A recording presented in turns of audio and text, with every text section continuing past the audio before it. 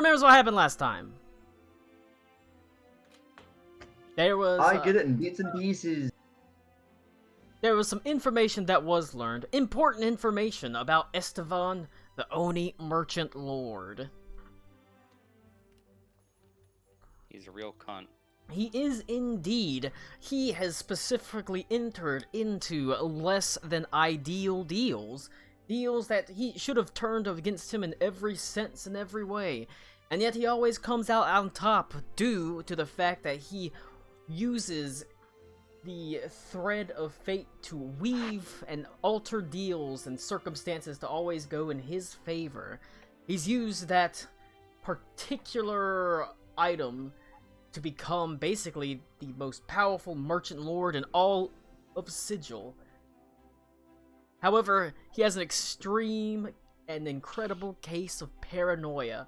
He leaves his compound once per month, heading only to a library where he peruses and pores through book on prophecy as he is constantly going to this one book, or these couple books on prophecies of the material plane.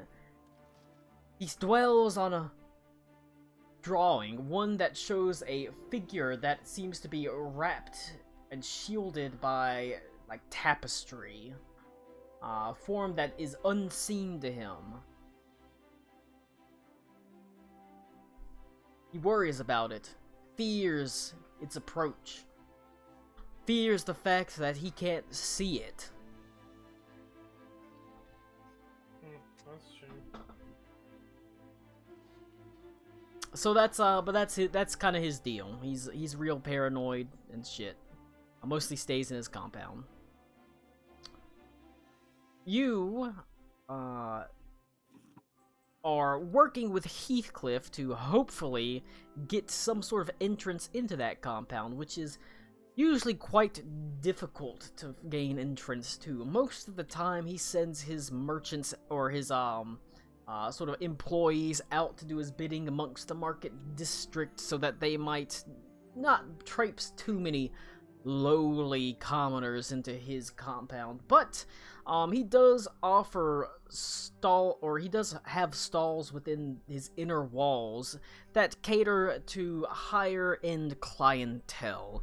Probably other high-ranking merchants, maybe nobles, probably like, I imagine if the Lady of Pain ever wanted to shop, she'd probably like be able to go there, but she doesn't seem like the type that would need like shoes, you know? And one of the things that was worked out was the possibility of opening a stall, of having it one of Heathcliff's stalls in there. The only problem is he would only be able to open it 1 hour for 2 days.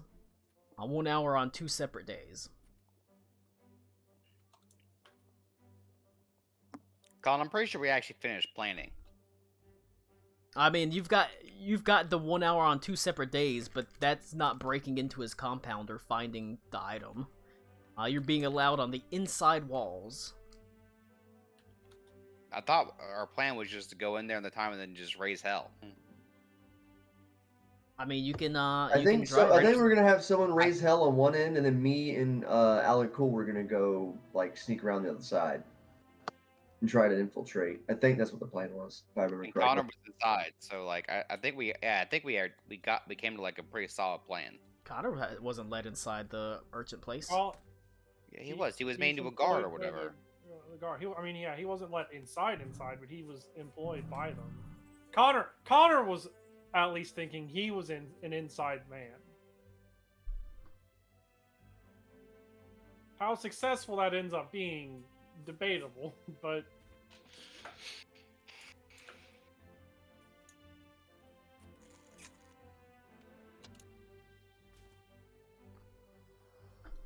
all right. Is that the plan, to just raise hell? I think mean, so. that's what I think it was, but like it sucks we don't have Connor here to confirm that that's what that's I part of don't- the plan, or honestly, Tommy. don't care about Connor and Tommy. I mean, like, we've not been able to talk to Tommy about it literally at all. Or Tommy, his internet. Yeah, Yeah, that's one kind of team just sucky. causes the diversion outside, while the others sneak in. Well, we can put Ito and Aruna on Right. So Discord Me duty, either, bud. I can help, I guess. raising hell. Oh, I got it, man. I don't think that's smart to put a Runa on Well, Discord, dude. She's gonna That's- die. I will guidance myself. Possibly, yeah. Oh, I rolled a. Actually, weren't we gonna use her baseline for of a sleep? 15. I guidance myself. Maybe I don't remember. I think I as we think look we at were it- gonna use Aruna to put to You sleep can see it ends with some of the guards in the early humanoid that morning has because both there was a the shift thread in Oh, in yeah. one the hand and the transfer shears in the other. that Oh yeah, that's Have tired have less already. time to You sleep. get the feeling that the thread Yeah, I So picked it up talking may about myself. very well less, be this you know, thread less of shit shape to that deal you're with. looking for. And the shears may very well Yeah, I be just picked up the sleep mantis myself, claw. but I can only cast it up to 3rd level. Yeah, we definitely want. So having Tommy around would Okay. really help. Like I think you having it will help us if we need to Relics put somebody of to the sleep mantis claw. inside, like a person, and then There's Tommy. also- can- I mean, if I gotta put someone to sleep on the Likely, inside, they're gonna be put to Just like sleep. the Sleep. actual, mantis claw I mean is that's a also fairly- fine with me. I think they also he Debatable. probably also knows we're Well, coming because you know he Important can, like, question is, see does the future or anybody some shit. send Ito a Ultimate message fate, so about the library doesn't- discovery? I don't think he sees the future, Yeah, or that's else fine, he we would can know do that. that the potential have threat to. is literally Yeah, me. we find out that it's a. Well, then maybe we need you on Roger. Discord. keeping an eye on me, then I'm gonna I don't keep an know. eye on you. That sort of thing. I'm good at raising Looks hell. like I mean, he's it's- a relatively friendly merchant. Well, the thing is, we're pretty sure his attention is gonna be focused basically Response. squarely on you, Perpetrator that's getting away? not necessarily any kind of distraction or anything like that. So maybe Sort we of make looks you at the him and distraction. says, if we tossed every I'm attempted afraid he shoplifter into the flee jail, if there he wouldn't knows be I'm anyone left there. in the damn market district. If that makes sense. Just Yeah, water. but It's like I he said, doesn't leave his meat compound isn't to be forever. safe. I don't know why he would flee his compound if he thinks it's not safe to be in the if he thinks it's not safe to be outside of the compound. No, I mean like just skedaddle temporarily. Like he might just peace out. in Yeah, but some we already know place. that the place Yeah, he he's goes he's to probably the also got like a fast exit, like escape hatch kind of thing. There we go. Okay. Connor made friends with the outer patrol guards that were Yeah. on patrol. Okay, that's right. He was actually he did a he shift. had a job, a position as a guard. Yeah, that's what we were saying. Why is that fucking pick gorilla gif fucking saved? Let's see. That. One. A group of. Why is the only thing you Let guys him go pin in his here way. like I'll do another gross message shit? to just remind him that at the There's the Burning player Man primer. Tavern Because side, we're he thinks that heathens. The goal is Yeah, just to but you keep could be a heathen as and long as not he be keeps his mouth shut. weird. There's He's also gonna the go picture of look- Aruna He's getting gonna go looking black. for the Burning Man Tavern and never find it because I mean that's corpse. funny. Like Oh, but like the no. gorilla playing with his Yeah. nipple is just kind of Or, bizarre. Do I or even need to do a nipple. There's medicine also check? the gif Longer. that, He still of the sort guy of sneezing and favors his shitting arm, on the it's other Tinder, dude. but Yeah, that's what still I'm longer. talking I mean, just 2 posts down from the top is the lawnmower gif. Yeah, guards, also sort of windows, gross and weird. Like we could like. What's this one video of this guy Depending on very how we fluidly introduce- taking his hand Yes. in and out of a woman? What is that? That's the That's what I'm lawnmower talking gif. about. leaving. That's the lawnmower gif? Okay, that's terrible. I hate that. Fisting your ass, Max. It's so fluid though. Don't Like tell how that he's fisting her ass. He might be fisting her pussy, but it doesn't matter. it He's doesn't really matter not. either way, but There's a hole over there with too much width. Is the takeaway there? Exactly. Yeah, here's the thing. Lawnmower. Could you imagine if he's that's a good switching? description of The- it. Like A You. B A B A B. Nah, All right. nah, not cool, bro. Yeah. Last week's games ended with you in the library, and then Connor asking, "Did anyone send that to Ito?" That's where it ended. Was Ito Connor asking if anybody sent what you found out about the library to Ito? Well, I guess he's not gonna fucking know because he's I not guess you fucking. don't Well, fucking know. I mean, we would have. Can't but wait for he's Connor not to here show up to- as Useful. we're fucking stopping today. Look, Scotty didn't know, and he turned out fine. Yeah, but Connor's not Scotty. Connor's an actual retard. Actually, I'm pretty sure the point of that movie is that it doesn't really work out for Scotty. Fuck it. Alright. Ito's made friends with the guards, the patrol guards. Like I said, there's a small patrol, or there's the guards generally patrol out with the actual merchant caravans, and there's one standing around, and Connors was helping out with that. Like I said, each stall has like a guard between like every stall, and then there's one guard that patrols back and forth between them all, and Ito made friends with them, did some work for them. Got some help on the inside, but at least made friends with people on the inside, got a job. Unfortunately, not here for anyone to benefit from that, really. So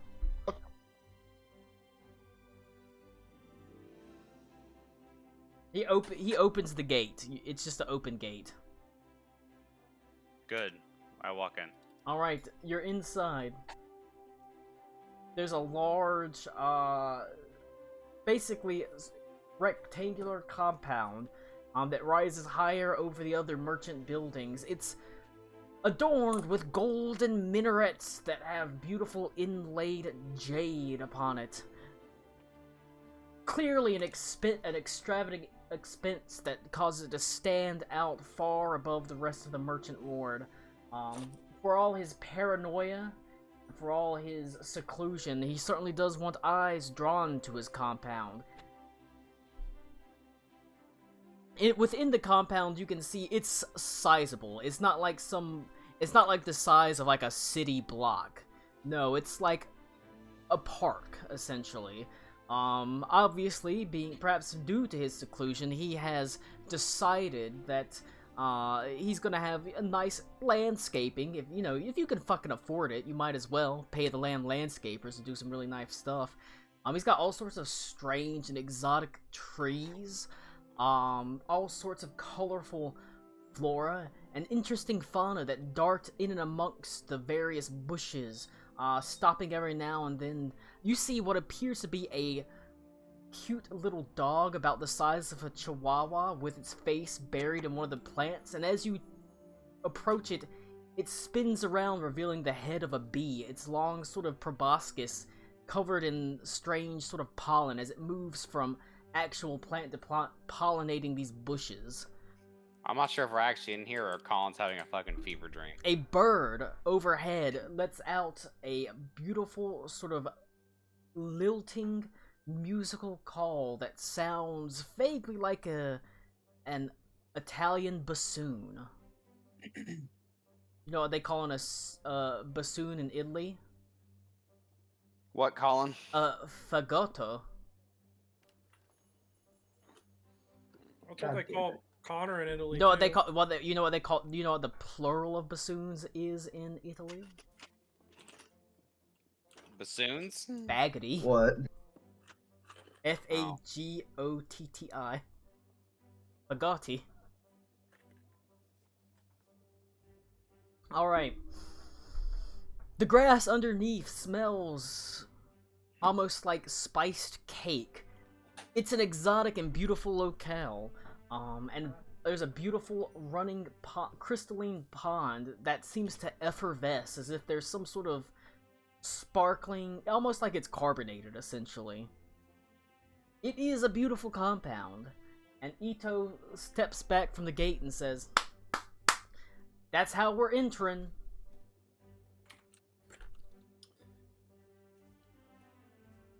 Okay. I mean, shit. Alright. If that's what we're doing, we might as well. Might as well. That being said, obviously it is a sizable, essentially, like I said, it's a park. And then it has a large central building that appears to be like the main sort of structure. While there are various outbuildings, it looks like there is a guard barracks of some kind. It's not super heavily populated within here, likely due to the merchant lord's extreme paranoia. Like I said, he doesn't let lots and lots of people in, and you are currently outside of at the hours you are expected to go there for Heathcliff's. The 2 hours across 2 days that you had that you were legally sort of permitted to enter. That being said, there are still what appear to be closer to the actual structure itself. They look like you can only assume like courtesans of some sort. They're clad in various fine silken robes. The beautiful clothing is cinched tight about their waist, and often in various garish colors that seem to draw the eye to, the most attractive features of them, whether that be their face or their bust. They go about, keeping their head down, but none of them seem to actually walk up to or into the building itself. Anytime someone approaches the door, they knock on it 3 times, and there's a small sliding panel that opens up, and they speak momentarily. And after a moment, they bow their head and walk away as the door, the little window slams shut like the Emerald City. Not nobody's getting in. Not nobody, not know how. Not nobody, and not know how.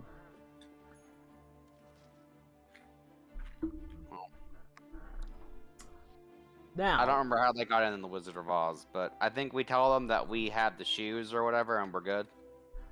Now, as for what you want to do, obviously you don't have to go barging in. Ito, through his friendship, has allowed you entrance to at least do some.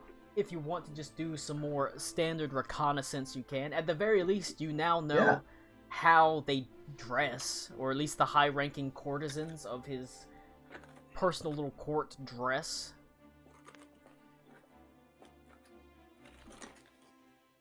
What you gotta do is buy I'll do some recon. You gotta do some really. I'm gonna do some recon on the barracks. You gotta buy some really tight pants and shove like a big old cucumber down it. He's into it. Do they accept Vienna sausages? Hell yeah. Klaus is gonna put the cucumber in the wrong pocket. I wanted to look big, so I put a Vienna sausage down my pants, but I got hungry, so I bit it in half before I put it in there. So. Alright, you want to go and scout out the barracks. That is fine. If possible, I would like to find a way to sneak in, maybe steal a guard uniform. Alright. College, this is still on the weekend, Well, right? Yep. Okay, can I just go in with the Heathcliff stall and man the stall and see if anyone buys anything? You can. Alright, I'll do that. Alright. I'm gonna stay out of the compound. I don't want to be seen. Would Can that Aruno be Yeah, a that's probably good wise. idea? disguise him? Hold on, Rick. Would that actually be a good idea? Like to go in there with the Heathcliff stall? Like, is this stall? I know it's that magic stall, but is it associated? Like, if you were to put it up, is it like this is Heathcliff's? Kind of Yes. thing, you know what I mean? It is. Do you think that's a good idea then? Why? We have permission to do it. He literally got the contract for the weekend to do it. Yeah, he Okay, has well, opened up a contract for 2 hours of will time also- across 2 days. I will also man the stall. I will do that with Henley. Alright. Actually, Colin, I will. Can Aruno disguise him or something like that with magic? Probably. If I know that bee dog thing is in the garden, can I wild shape into that, or is that too high of a level of? That is a monstrosity. So no. I've seen the D&D movie. They can shape into monstrosities. You're good. Is there I'll go with something? Lost. Is there something that I can wild shape into? There are also. I mean, that one was just a weird monstrosity creature. There's all sorts of more normal creatures. There's lizards and things like that. Okay. I will wild shape into a little. I don't know. I'll wild shape into some kind of bug. All right. Into an ant. That's too on the You see a very nice, like almost like a Hercules beetle, but it's like ruby colored that you're able to shapeshift into. It's a little bit bigger. It's probably about 6 inches across. But Goddamn. there's a couple of them crawling around.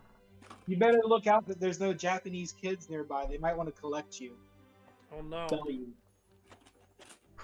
I would go with Klaus on reconnaissance. All right. Hey, Oh, if you fuck if you you, want to shape into Beaver. a gerbil, Shut up, Beaver. No. That's but no, bad. you really should like wild shape into like a squirrel or some sort of fucking small rodent and like ride along me, because I can use you as like my little portable sneaky boy. All right.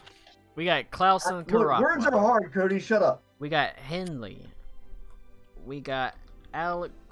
We got Henley on the stand. Oh, yeah. We got Alec Cool as a bug.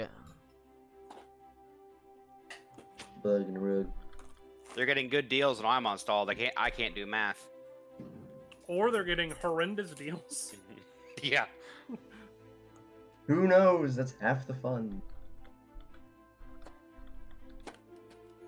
All right, you're Okay, in. he's gonna learn all he needed from the silverware store. He's gonna sell those forks for a lot. All right. I only got one fork. We're doing Henley, and who else is gonna be on the stand? Max. Max. says, Yeah, Venta. Henley and Venta. All right, and we got what's Reed doing? Just hanging out. So we're gonna be able to get onto the grounds, but we're not gonna be able to get into the facility there, right? That appears to be correct. All right, I'll take a stroll around the grounds to see if there's anything I can. Just a casual walk around. I pick up Look Reed and for- I take Reed and put a costume on him. And he looks like a mini Heathcliff. He's our mascot. Hell yeah! Can we get him like a sign and go dance out in front of the stall? Yeah, now you got to talk like Heathcliff.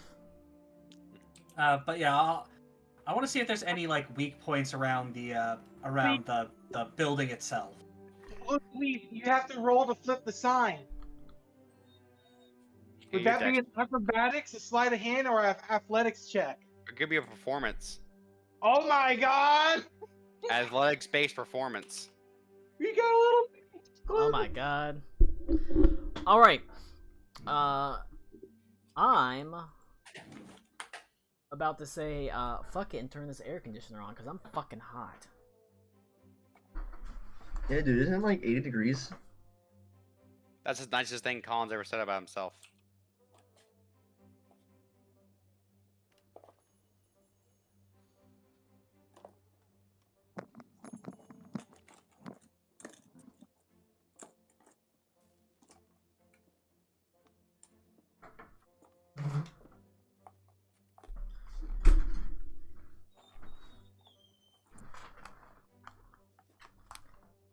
Once it gets above 80 in the house, it's like, I'm fucking hot.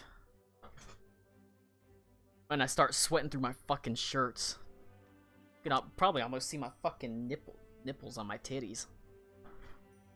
Alright. As opposed to your nipples Looking not like on your that titty. gorilla. Yeah, I've got one on my back, which is weird, but it gives them something to tweak when they're pounding me from behind. Hell yeah. That's why I'm having back nipples installed. Yeah. It's an upgrade, really. Yeah. Colin's like, how you like my cussy? That's right. Alright.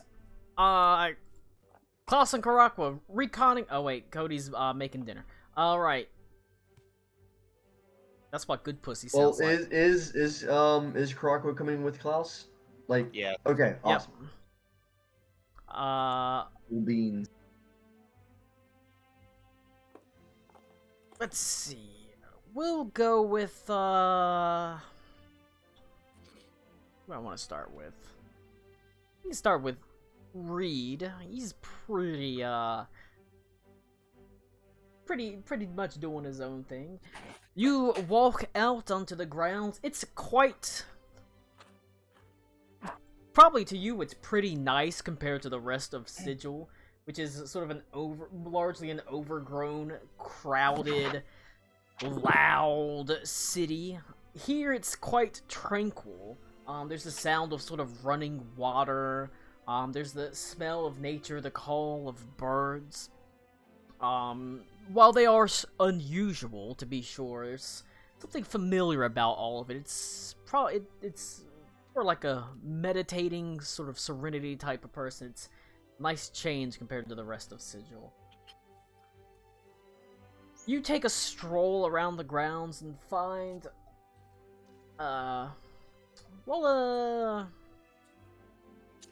Investigation. Yeah. Sadly, it's always investigation. You Oh, wait, no, that's a reroll. You do feel almost a little bit nervous. 17. As you realize, like I said, there's not a lot of people in the compound just kind of strolling around at, like, leisure, essentially. While that does afford you certain freedoms and that there aren't guards that are posted everywhere, you quickly realize that straying off the main walkway, sort of entrance into the actual building itself, or and around the building that lead to the like small town square area that's been set up for merchant stalls, could potentially draw some attention towards you because there's not a lot of people walking around out here. I see, so I'm not really afforded the luxury. I look out of place. You do look basically out of place. You do look out of place. There are some courtesans out here. One in a particular appears to be some sort of like naiad, some sort of water spirit that's near a lake. She wears a beautiful, like, cerulean blue silken kimono. It rises up to a high collar that almost looks like it's like a webbed hand that reaches up over her head. And she sits at a nearby rock and dangles scaly feet into the water of this beautiful effervescent lake. You think the scales are not because she has like a skin problem. You think she just has scales on parts of her body. As a water creature. Yeah. It's not eczema. But other than that, it's not a lot of people around.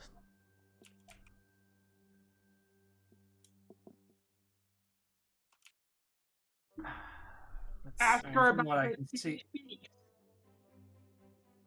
And so, I mean, you said, I mean, I'm a bit conspicuous. You are a kind little of bit walking conspicuous currently. But you from gotta what I'm blend You in. could try to disguise yourself, or you could be stealthy and use stealth to move around. But now, I was just gotta telling you, blend in. to proceed Go further, stealth you're or gonna sneak. have to start making like checks, or you'll start getting noticed. Yeah, no problem. So at this point, from what I'm seeing, that like the walls look nice and fortified. There's nothing. Yes. Yeah. You okay. can see they're quite thick. They're 15 feet tall, which is not, wildly tall, but you can see the clear shimmer of some sort of magic, basically fortifications as well, that extend above the wall into like a dome almost over the actual entirety of the compound. So it's not just a wall. The wall is the least of the defenses, probably. Now, as for this naiad, I mean, you said that she's a courtesan. I mean, does she look like a regular person here, a regular presence? She has a certain air of familiarity and comfort, with obviously just shoving her feet into the water and sitting nonchalantly at the edge of this pond. And is she actually like looking towards me?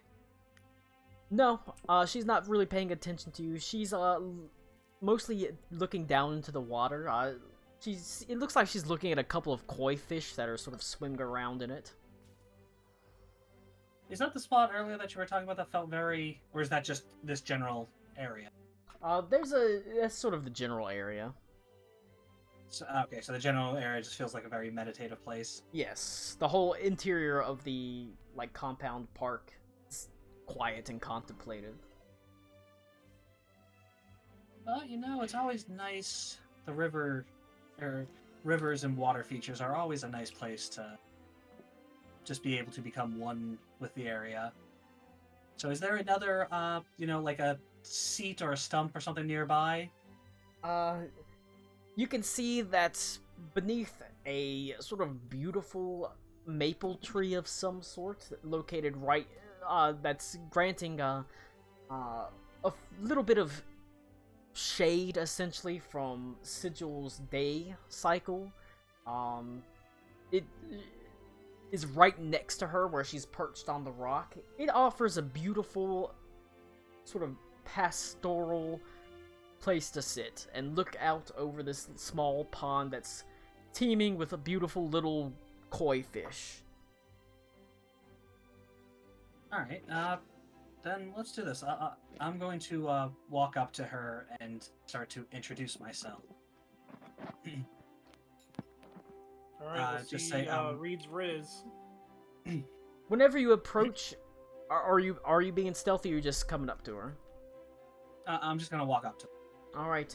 As you approach, she doesn't turn to look at you, but you can see she turns her head so her ear is facing sort of towards your direction as if she's listening to the footfalls behind her.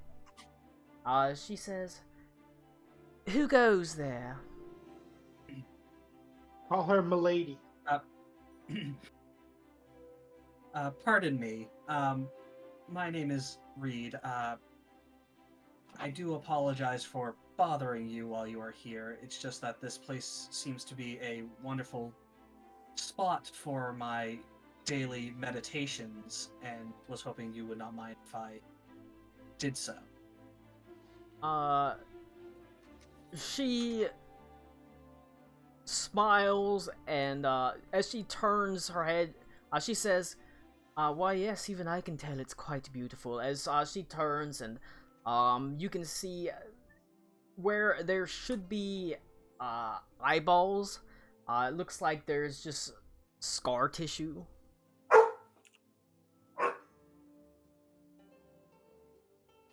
That's sad. Yeah, I was not expecting that.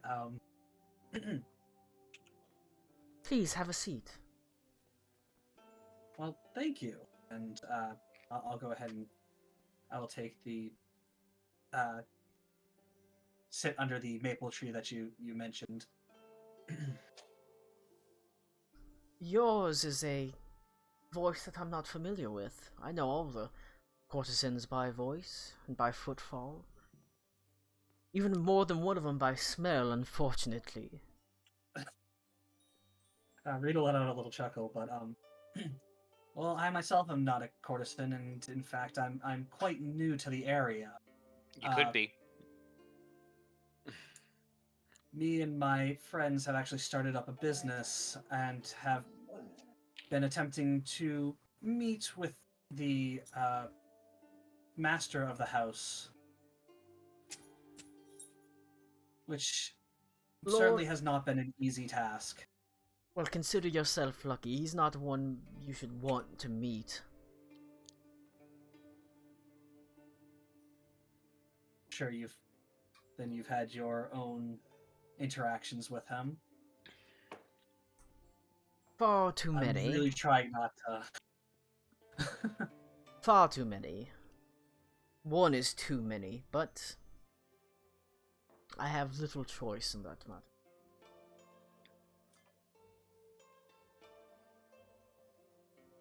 That's certainly not something I wish to hear, but perhaps if you speak your mind, it will at least help to ease it a little.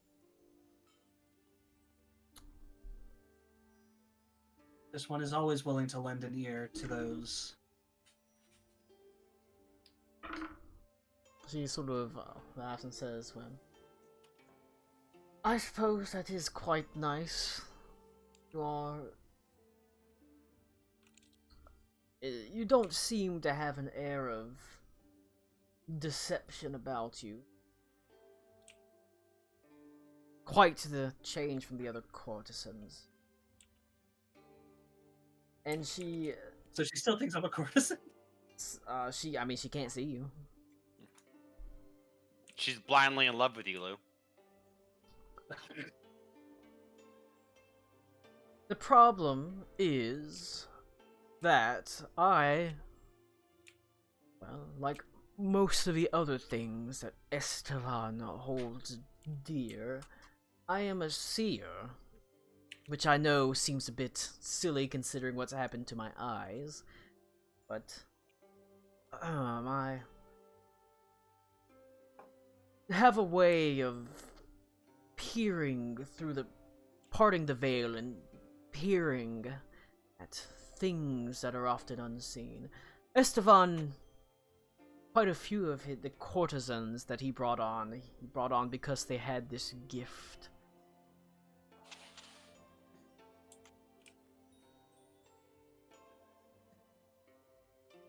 And he's that enamored with it that he did that to you? He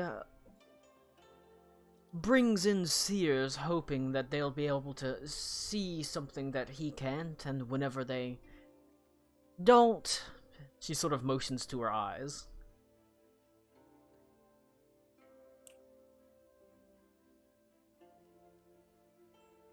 Well, I'm sorry. Anyone should have to go through that just because they're not living up to his expectation. Well, it's not the worst life. We still have our uses. We do live in relative comfort, I suppose, compared to some of the rabble of Sigil.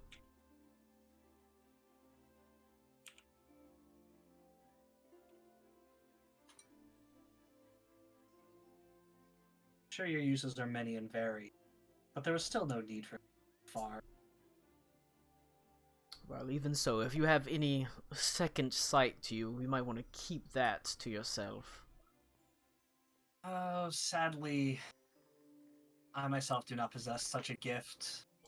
Mysticisms and magic is far beyond my reach.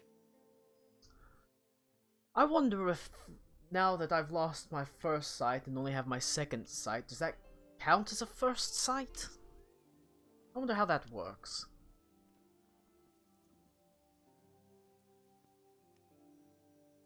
Well, it's good that you can be so upbeat with this. And I'm certain that I know others who would enjoy your company as well, much more than whatever this man has done.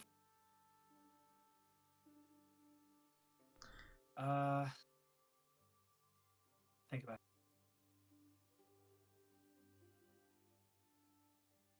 Anyway, what actually finds you out here on this day? Is it just to enjoy this pond? I often come here and I like to... It's a quiet place, otherwise loud city. Lets me collect my thoughts and calm my mind so that I can see better.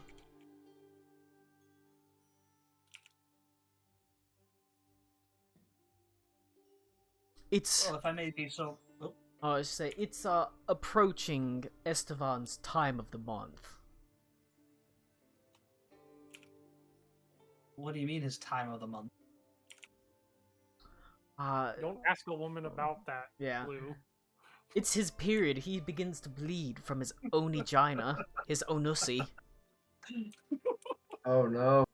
I'm a His fan, Jesse. whenever he gets more and more paranoid before these days where he heads out into the actual city itself, to the nearby libraries, in the hopes of gleaning some information about the same thing he wants us to try to see, this figure. I couldn't tell you about it much because I've never had a vision or never seen anything like it. I see. Well, enough about that man.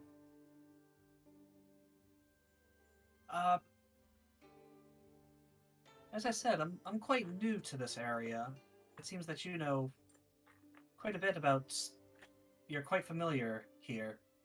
Oh, indeed. If I may be so bold as to be your eyes for the day, do you think you could show me some other spots like this?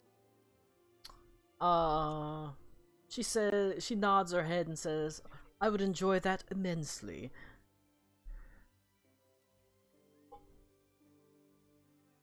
Reed will stand up and I guess announce that he is going to offer her his arm.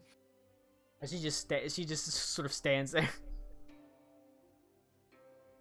Well, I said he was gonna allow me, and I'm going to offer you my arm, and he'll just I guess grab her hand and place it on there. Yeah. Oh no, she's got a child. She walks 20 feet. She walks 20 feet and says, "Are we standing in front of a pond?" No, we're in the middle of a field. All right, we got to keep walking. She says, there are not exactly an extensive amount of such tranquil places, but there are a couple.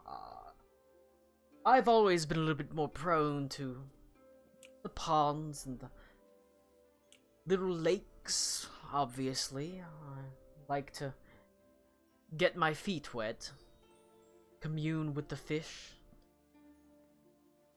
But there is a very lovely rock garden. You'd like to see that? Not far away. Well, then, let us have a look. She begins making her way. She sort of turns away from the pond and concentrates for a second. Turns her head as if she's hearing the actual, like she's hearing like the wind. She's hearing the trees. She orients to the she listens to the sound of the wind rushing through the big maple that was at the edge of this pond, and puts it on her left side and starts sort of walking forward and says, "It should be this way." That's quite impressive. It's a skill that you get used to using whenever you've been with outside for as long as I have. And she walks on and says, "Keep an eye out for rocks." That's the rock guard. All right. Meanwhile, across the world, Cody, what are you cooking? Bitch juice. It doesn't So come in a when you jar. said I was cooking, I wasn't cooking. I was washing dishes and everything. Yeah. But we did a pot roast this morning. I was taking it out and cutting up and everything. Ooh. Then to save it, because that's what I always do. I'm just making some mac right now. Oh yeah, ain't nothing wrong with that. Because then it'll last longer. Because I take it for lunches and stuff, so it's less that I have to cook throughout the week. That's thinking smart. Hell yeah. Thinking that. Thinking that. Meal 300 prepping. Meal prep. All right. Meal. We got. Let's read. Let's go with Henley, Venta. Alakul, it was the Hercules beetle. What was Alakul doing? Just I was gonna wander around in like the garden Okay. area. we got Henley and Venta. You are able to find the area that you're supposed to be located. There is like an actual like road that leads up to the entrance of this beautiful sort of minareted building, and it's well paved and well maintained and lined with beautiful sort of shrubberies that are carved into all sorts of animals. And as you walk forward, the animals turn their heads to follow you. That's terrifying. Well, you get the feeling they are definitely magical and definitely watching you. It leads and ends before the very building itself in a large sort of town square type area that has several high-end merchant stalls that have been erected.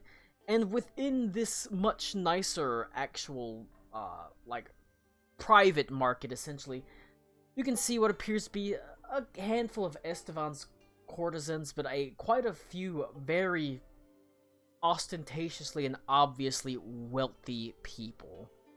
They wear fine robes and bear jewelry of strange materials. Many of them sort of glow with scintillating colors and the lights of magic. Some of them drag clearly... Well, you're not sure if they're like slaves, but they're clearly servants or some sort of servant class behind them. Not in chains, but as surely as if they were chained. They follow them with heads down, pushed to the ground, eyes always at the feet of their lord, as they walk to and fro these beautiful stalls. There's an area, also there is a significant guard presence here. You see, let's say you see Ito here. He's hanging out with his new guard buddies. Nice. He's gone from escort duty. He's made his way up to internal security. Fuck it, why not? He's not here, so. I thought you were about to say internal affairs. I was like, huh? He's faces an internal affair. He stands at the ready. It looks like he stands close to like an empty area. As you approach, he sort of motions towards it. It looks like the place that Heathcliff's is supposed to set up stalls. Your assigned location, essentially. You're set up between a really fancy haberdasher, elven dandy of some sort that has like hair that's like 2.5 feet tall, slicked upwards. It's got all sorts of ribbons and bows in it. And strange, it looks like, at first you think he has bugs in his hair. They look like, maybe 2-inch, 3-inch long beetles or ticks of some sort. But you realize they're made of bone, and they are dragging their tiny little arms through his hairs. These are bugs that are combs. They're made of bone. They crawl around the hair and constantly comb it and keep it straight. That seems like an egregious sensory experience, and I hate that. His face is like covered in like porcelain makeup, except for his cheeks that have like really bright rouge on him. He has lipstick on, but it's shaped in a tiny little heart. If you know how they'll put lipstick like right into a little heart. And he has what appears to be no less than 3 beauty marks that are drawn on his face. He greets you. You're just doing that fucking elf dude that I 3D printed. Might as well. He greets you. Sneeze. And so you have a elven haberdasher on one side. In stark contrast, you have what appears to be a blacksmith. This blacksmith is a rough-looking dwarf. He has a plain wooden table on it, like in front of him, and on this table there is a single longsword just sitting on the table. He's standing there with arms crossed, a look of disdain on his face. As you can see, one of the courtesans walks up. This sword, what are you, selling one sword? As the dwarf says, you can't fucking afford to keep walking. You set up the stall.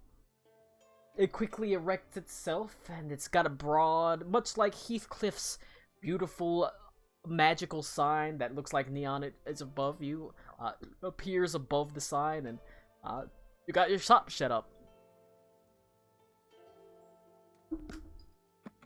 Okay, well, with our shop set up,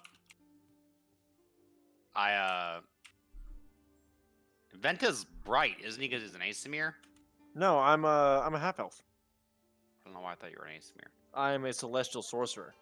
Oh, this would be much easier if you're an Asimir. Then you can be all bright and shiny and attract people. I mean, I can I still think his be. other dude was ASMR. Why didn't you play as a neon sign? Yeah. You need to bring Joseph Smoke back. Well, I guess I'm giant, so I will boisterously yell, at the people that walk by and tell them to come buy my shit. Come buy my Just- shit. Just like that. Screaming at rich people to come buy my shit. Yep, that's why I'm literally gonna do that. All right. Make This a is- make a I am full on performance check. ask me about my wiener moment.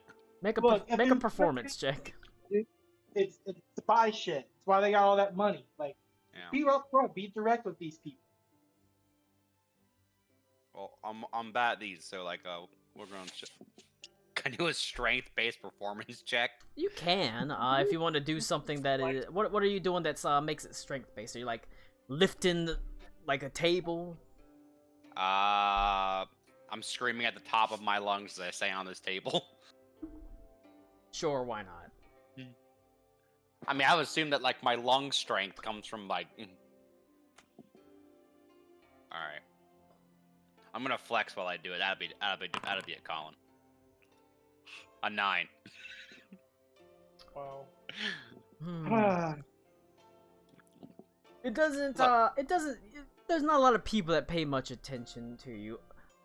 In fact, you think your brashness in this otherwise sort of relatively, wealthy and demure people, kind of causes them to avoid you. Even they're coming on too strong. It's like whenever you meet a girl for the first time and be like, we should like it'd be weird if we kissed. We're not, but what if we did? Here's my number. A little bit too strong.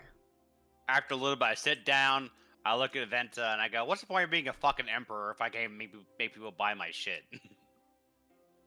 They don't know that. Did you tell them that?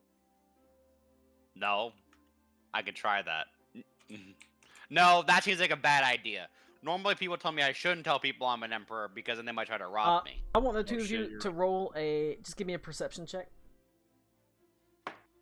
Colin, is this scent based? It is scent based, actually. Okay. I got a 16. I got an 18. All right. The people are avoiding you, and you. After a few minutes, you're sort of standing back. Henley, you sort of lift your nose in there, and you smell smoke. As you turn and see there from the back of the stall, there is a little tendril of smoke rising up. As you can see, there has been the back of the stall has been set on fire. What the? I go back there, I hit that thing with a ray of frost. All right. I'm glad he can do magic because I can't. Quickly puts it out. Now, I want Venta give me another perception check. Well, man, Just plus Venta. 0 Just on Venta. these. Yep. Another 16. All right. Let me see. Okay. Well, that's not a great roll. Sort of looking around, you can see it's not extensive damage that was done. There's a little char mark. You see in and amongst the char. He'll just mending it. In amongst the char, you can just make out. At first, you think it's just like a piece of like burnt, like wood or something. There's a tiny little bone, bug thing that appears to be sitting in it.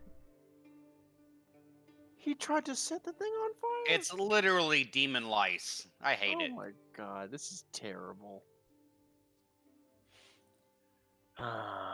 Bone hair guy tried to set the place on fire. That's great. Okay, there is just the one? Just the one. Does it look like the same ones that the guy had? The It is same bone bug definitely beetles? definitely the same type of beetle. I will pick up the beetle. Is it like hostile toward me? Does it try to escape? It's currently basically inert. It's not moving at all. It looks like it's dead, Oh. essentially, or burnt. I want to pick it up and I want to start looking for that dude. He's I wanna literally go in the with- stall right next to you. Oh, I thought he was like one of the passerbys when you described him. My bad. Nope, he's the Okay, so I go to haberdasher. the stall, and so he's a stall, not a store. It's Yeah. like a little. There's no like stores here. They're all erected Okay. stalls. There's nothing like. I permanent. walk into the stall holding it in my hands, like I have it like cupped in my hands. I'm like holding it out, and I say, "Sir, I think one of your comb bugs escaped. He lifts an I hold out. eyebrow. He says, "What of mine? Not a chance. A pale imitation of the beauty that I create. You seem to Really? be mistaken, good sir." Is he clearly being obstinate? Yes. I'm not even gonna roll Alright. a deception. He's clearly. All right. So I put my finger on the table, Karen style. I go, "Listen here, Prince Poppycock. That's not very good You- sportsmanlike here." Yeah, what happened to a free and open market? Yeah. What are you? Not a libertarian? I'm feeling Yeah. very threatened right now, good Damn. sir. I'd hate to have to call the guards on you. Where'd Henley learn all this political terminology? The guards don't It is abide a fighting or communist utopia. threats, good sir. I have not threatened you, and I have not fought anyone today. Yeah, we're not threatening anybody. I would just like to know why you put your bug to set our tent on fire. That is a vile and dangerous accusation, good sir. Well, there was a bug there, and there was a fire there, and there was not a fire before there was a bug. So something is afoot. Don't appreciate your insinuations. How dare Insinuations, you sir, it is accuse a me of such deduction. things? I don't particularly appreciate your pompous attitude, you dick. Well, you don't have Yeah, to be what my rude friend at said. my stall. And you don't have to be at our stall I'm not at your stall. You Wait, came to my stall. committing arson. You Yeah. can't. You can't prove that. I don't know. We can. I might not be able to prove that, but I know it.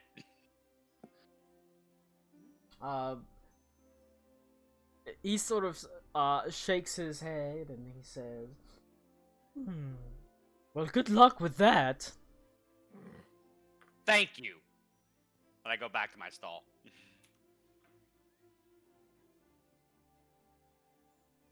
All right. Luckily, it seems like the fire actually drew some people. Oh, nice. Mostly they were looking to see what's going on, as they were drawn by the sort of faint tendril of smoke.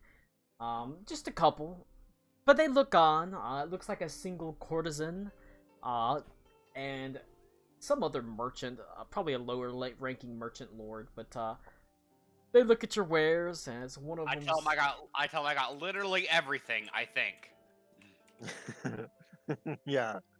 If you can dream it, we got it. Maybe. Probably. He sort of says, I'm looking for a dwarven thrower.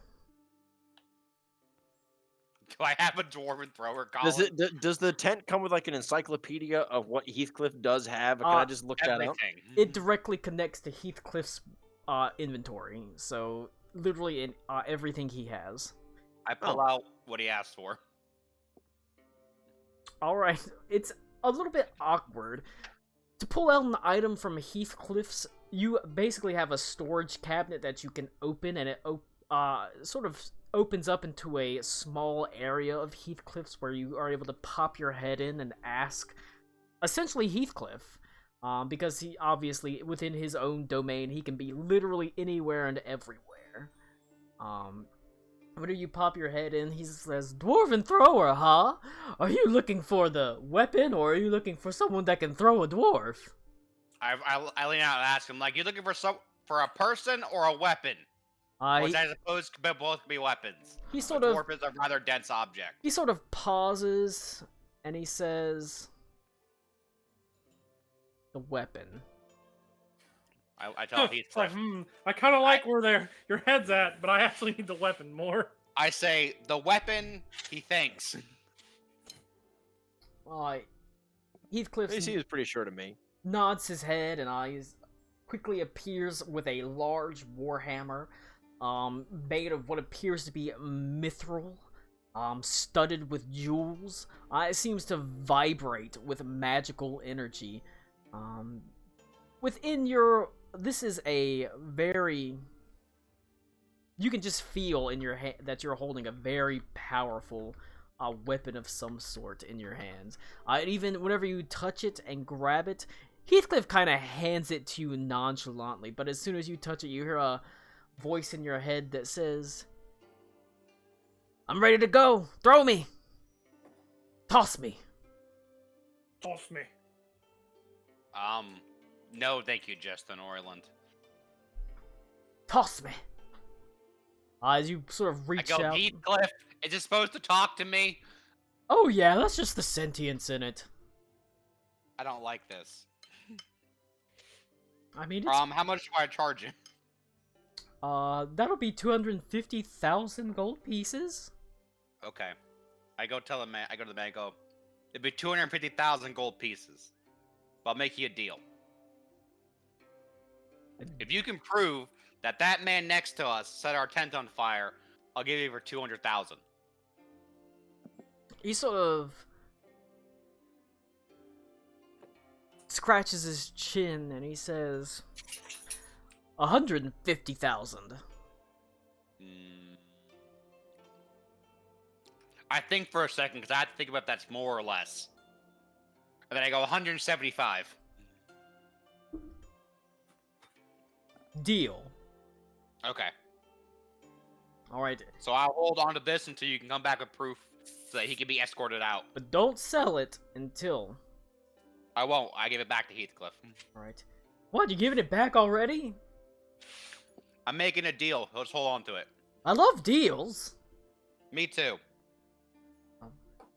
But, the guy sort of walks away, as he, goes over to the, basically the haberdasher and sort of steps into his stall. After, a few minutes, he comes out, and he, says, he is, admitted to his crimes.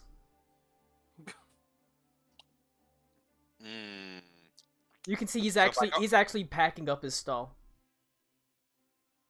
All right. I sell him. I get back the dwarven thrower. I sell it to him for 175,000 gold. All right. He pays you the 175,000. He hands the elven merchant 10,000 gold pieces, and he says, "Still got a bargain." Yep. He just paid him 10,000 gold pieces to be like, "Yeah, I did it," and leave. No. Okay. I was like a vent to go. Yeah, see? I did a good job. He does turn around and leave as he says, "Toodaloo, if you're ever around here, I'll see you again." Okay. I wave. And he heads out. The dwarf next to you sort of, for the first time, says, "I fucking hate that guy." Me too, man. So what's up with your sword? He looks at it and says, "Oh, well, it's one of a kind. Why's that? Guess I only ever made one sword, and this is it." I like his style. What makes I it made so one. special? I only plan to Well, make one. It's limited edition. What makes it so special other than being one? Because I made it. What's it do? Cut's good, I bet. I can imagine you could use it to probably put some butter on bread or stab someone. It can do pretty much anything. Really, the limit's your imagination. Does it have a name? I never asked it. I think you give swords names. That seems a bit rude to force a name on the sword but then get to choose. I can ask it if you want. That's true. I just had a hammer that talked to me, so maybe the sword can talk. Well, realistically, pretty much every weapon talks. Some of them Yeah, are quieter I've than heard others. I've heard some go snicker snack. I love Snickers and I love snacks. Now Me this too. blade feels something like a Samantha. All right, the legendary blade Samantha. Aye. One of a kind. How much you charging for that for Samantha? I'm not charging money, I'm trading it for another one-of-a-kind unique weapon. Mm. Don't you have? Oh. Hmm. No. What kind of I was unique like, weapon are you yeah, looking yes, for? I'm gonna give away my legendary weapon for Yeah. this. This sword's legendary Actually- too. His name's Sarah. Colin, do I have a bone on me? I mean, probably. Can I want to whittle a dagger out of like a large bone. Okay. I It- go. What do you mean to roll for that? Well, it's a shame there's not a crafting in fucking D&D. I know, right? Roll a. Yeah. Let me look at what skills we got here real fast. I guess it's just gonna be a dexterity based. Just roll a dexterity check. I guess right dexterity check. Okay.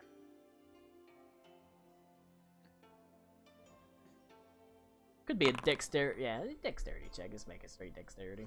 Nope, it's a 3. You end up. You do find the bone.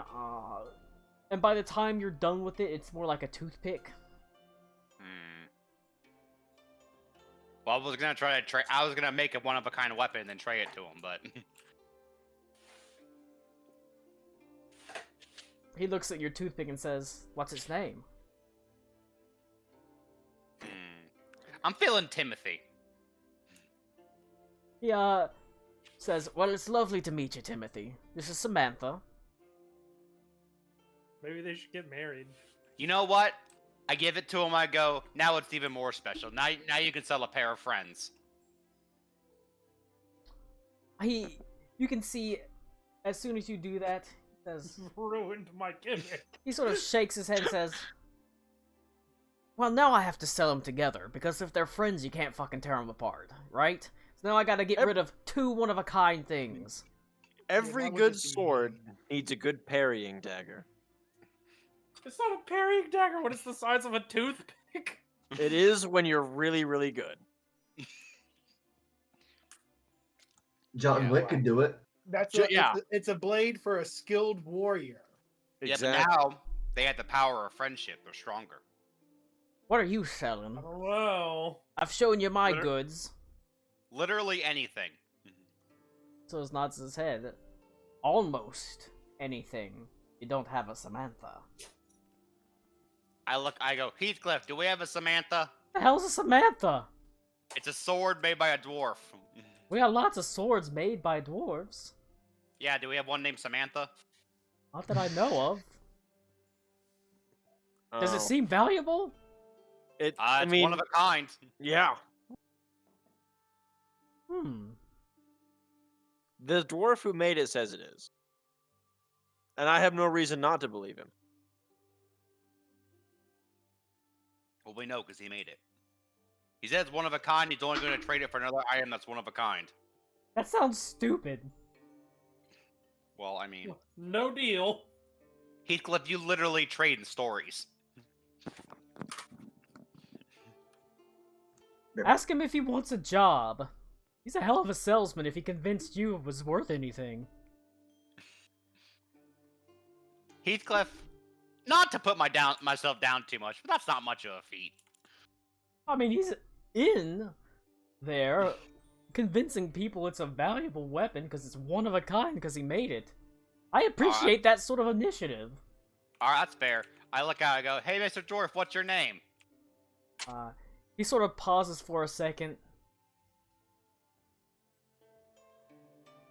I like the name Timothy. Alright. So, Timothy, do you want a job with Heathcliff?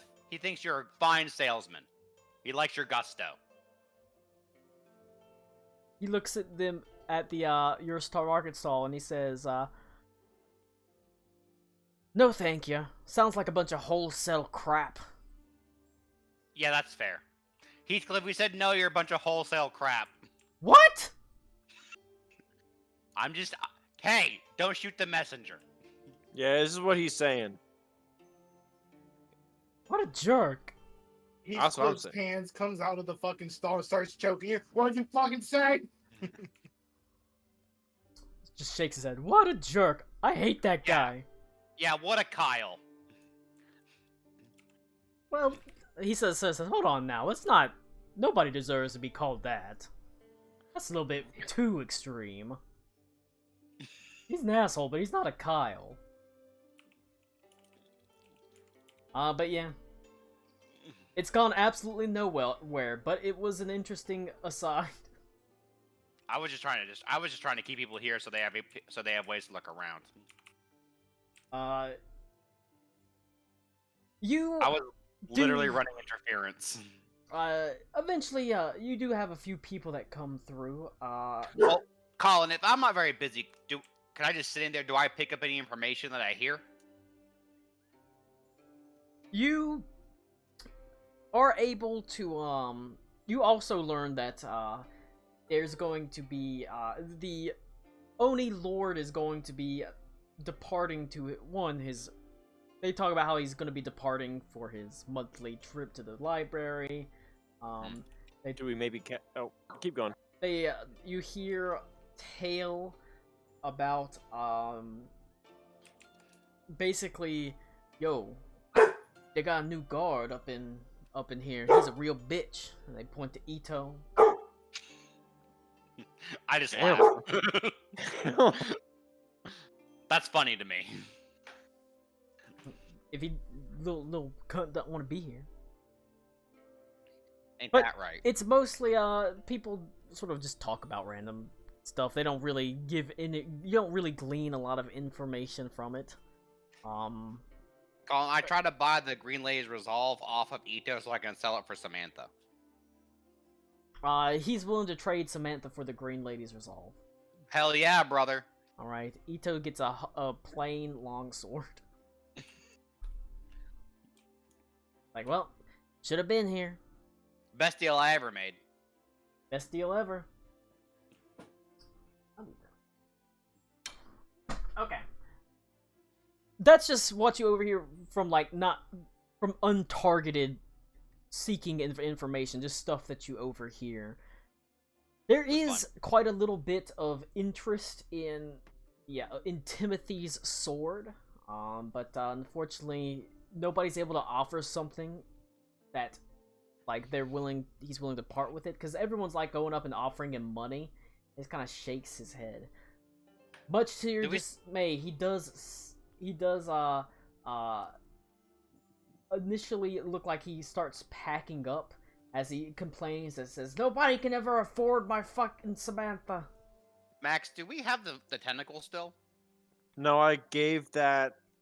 Oh, I traded that with Heathcliff to get my +2 breastplate. No, that's fine. I was gonna offer the tentacle. I have my great sword that's like unique, I guess. It's No, not Max. named or anything like that. Max, but, like, we're not trading the sword of Asmodeus for Samantha No, and Timothy. no. My regular +0 metal sword. Oh no, that's just the normal sword. Yeah, well, so's his. But No, mine his is technically unique. It's not. Mine's also one of a kind, I suppose. You're reaching. Well, what makes yours one of a kind? The fact that it also is described differently than regular greatsword. You're selling yourself really high here. I can't It's wait to hear more about it. Yep, exactly. It's bigger. Unfortunately, it does look like after a while he also starts packing up. He complains that nobody can afford Samantha, and now it's even harder to get rid of her because Timothy's got to travel along with it. Yeah, well, you know. He's gotten himself into a real pickle now. I mean, it's not really him. Rick just kind of introduced a pickle. Well, I mean, he didn't have to agree. He could have said no. You know, Samantha's a one It's the one-man girl. band. It's a girl. Oh, you're right. Yeah, a one-lady band. She's a one-woman show. All right. Unfortunately, he packs up and leaves. He's like, I've got the ultimate one-of-a-kind weapon, and you just hand him Ito. Take him away. No, Shit, he's No, got he's a crossbow. he's an ultimate one-of-a-kind tool. I'll take it. You're left, He to get money unsurrounded. back from that. But if you want to learn more information, you gotta kind of ask more targeted questions. There are people coming up to you and seeking, mostly pretty uninteresting stuff. Like, hey, do you have a +2 longsword? Which you do. And whenever you pop your head in to get it, Heathcliff kind of sighs and says, that's pretty boring, but, well, we got it. Hands it to you, you pass it through, and you take the money. I try to upsell a little bit. I'm like, you know what? We're really looking to sell, like, unique things here. Don't you want something unique and, like, crazy? Like a dwarven thrower? One of them sort of shakes his head. The other guy over there was trying to sell something unique, too, and we couldn't afford it. Yeah, but we take money. Roll a persuasion check.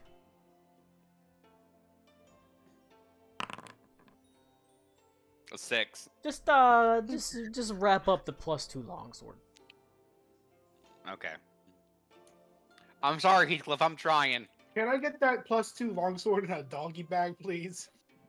Oh, no, I appreciate it. No, I'm fine. You know, you're trying. You're out there. I mean, we're making some coin. It's true. All right.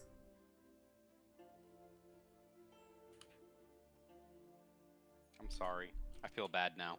Hey, I mean, for what? You're doing what he wants you to do. You're selling stuff.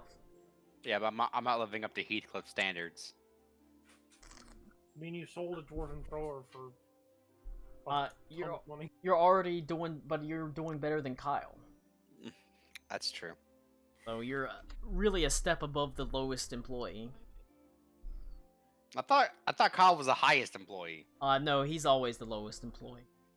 He's going to be the highest, I guess. I feel real bad for Kyle, if I'm being honest with you. Goes Heathcliff? Then Heathcliff's stool? Oh no. I mean, Heathcliff is Mr. Popo. But he, is, you know, he's fine with you just selling stuff. Roll an Arcana check. Oh boy.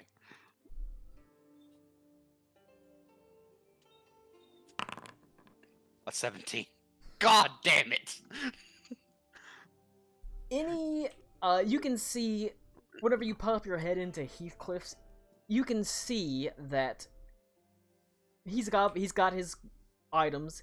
He's got a coin purse that appears that he keeps close at his side, and he is specifically taking a single coin from every transaction and putting it in this one coin purse, and the other one he's disappearing into out of existence somewhere else. I asked Heathcliff what's up with that. He says, you're gonna have to be a employee of Heathcliff's for at least a year before you learn about this sort of thing. Above your pay grade.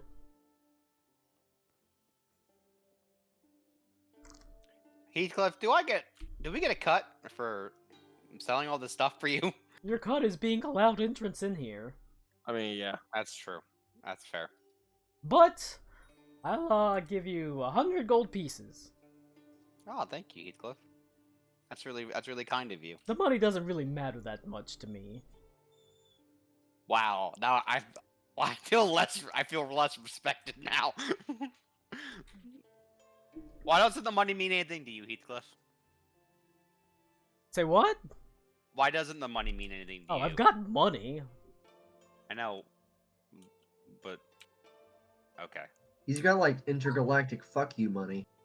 He Clearly. pats the he pats the coins, the little coin purse at his side and says, I mean, your little jaunt into the hells gave me a really good idea. Was that? I mean, all these people, they care so much about their money. There's a little bit of themselves attached to them. It's kind of like a soul coin, to a lesser extent. What? He's keeping a individual piece of their, because these are all money-hungry people for the most part, very rich people. They're all sort of there's like little bits of their spirit that are kept on the coins, and he's holding on to them. Oh no, I got what he was saying. Yeah, Henley's just wedding in person. he's making lesser soul coins. Hmm. And next he's gonna make NFTs. That they. Oh, no. That's Mm. basically what soul coins are, you dingus. I gotta let my cat out right quick. Give me a second. Heathcliff, What? why are you doing that? Leverage? Hmm. Leverage for what? Sexual favors. He says, well, I don't know. I'll figure it Are out you- whenever I need it, though. Aren't you like a god? I am here in Heathcliff's, not there. Not in Yeah. hell. Well, I assume gods are gods everywhere. That's not really Henley. how it works. Tell it to Henley. That just seems like dangerous, doesn't it? Oh, maybe, but you don't make an omelet without cracking a couple eggs, you know? Yeah, but that doesn't involve people's souls. Yeah, but they're rich people. This isn't really I'm back. their souls. I mean, we're rich people. He says, oh, don't worry, I've got a coin for you. What? No, I'm just messing with you. I don't do that to my employees. I'm not sure I believe that. Well, you can roll an insight check on him. I don't You think think I he is need to. Dan Snyder? That's an 11. Nah, he's telling the truth. Okay. Well, I feel relieved then, knowing that he doesn't have a part of my soul. Well, Heathcliff. I hope that works out for you. How many are you up to now? 8 today. That's a lot, I think. If you could sell something to Esteban somehow, that'd be something. That's easier said than done. I don't think I can get in contact with Esteban. That's fair. Is the guy who makes guitars? That's Esteban. Hmm. But that's Well- fair. That's fair. I appreciate you're doing good work out there. Thank you. Hmm. And you ran fun. off 2 stiff competitions. Yeah, well, you know. I try. Alright. Heathcliff is sufficiently impressed. Hell yeah. Yay! I'm impressed. He says, if there's anything else I can do to help, just don't hesitate to ask. Don't worry, Heathcliff. We won't. Wait, Heathcliff. Yep. Is there a way we can get in contact with you, not in Sigil? I mean, like, outside of Sigil, to send me like a message. Yeah. How do I do that? That's what I'm asking you. Well, you should be able to, let's see, you should be able to commune with me. I can what with you? Be able to, commune with me. Cast commune. Oh no, I don't see you that way. Thank you though. I can't. See, Heathcliff, I can't do magic. Let's see, what else? Well, I could give you a nice little, spell scroll to do it. Well, that's only one time.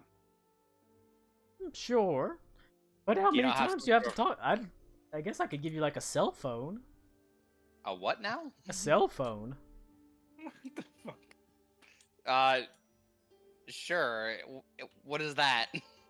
It's a small device made of like metal and plastics. I guess it's weird because so it says you probably don't have cell phone plans in this particular setting. Setting? I suppose I could give you a sort of thinks for a second.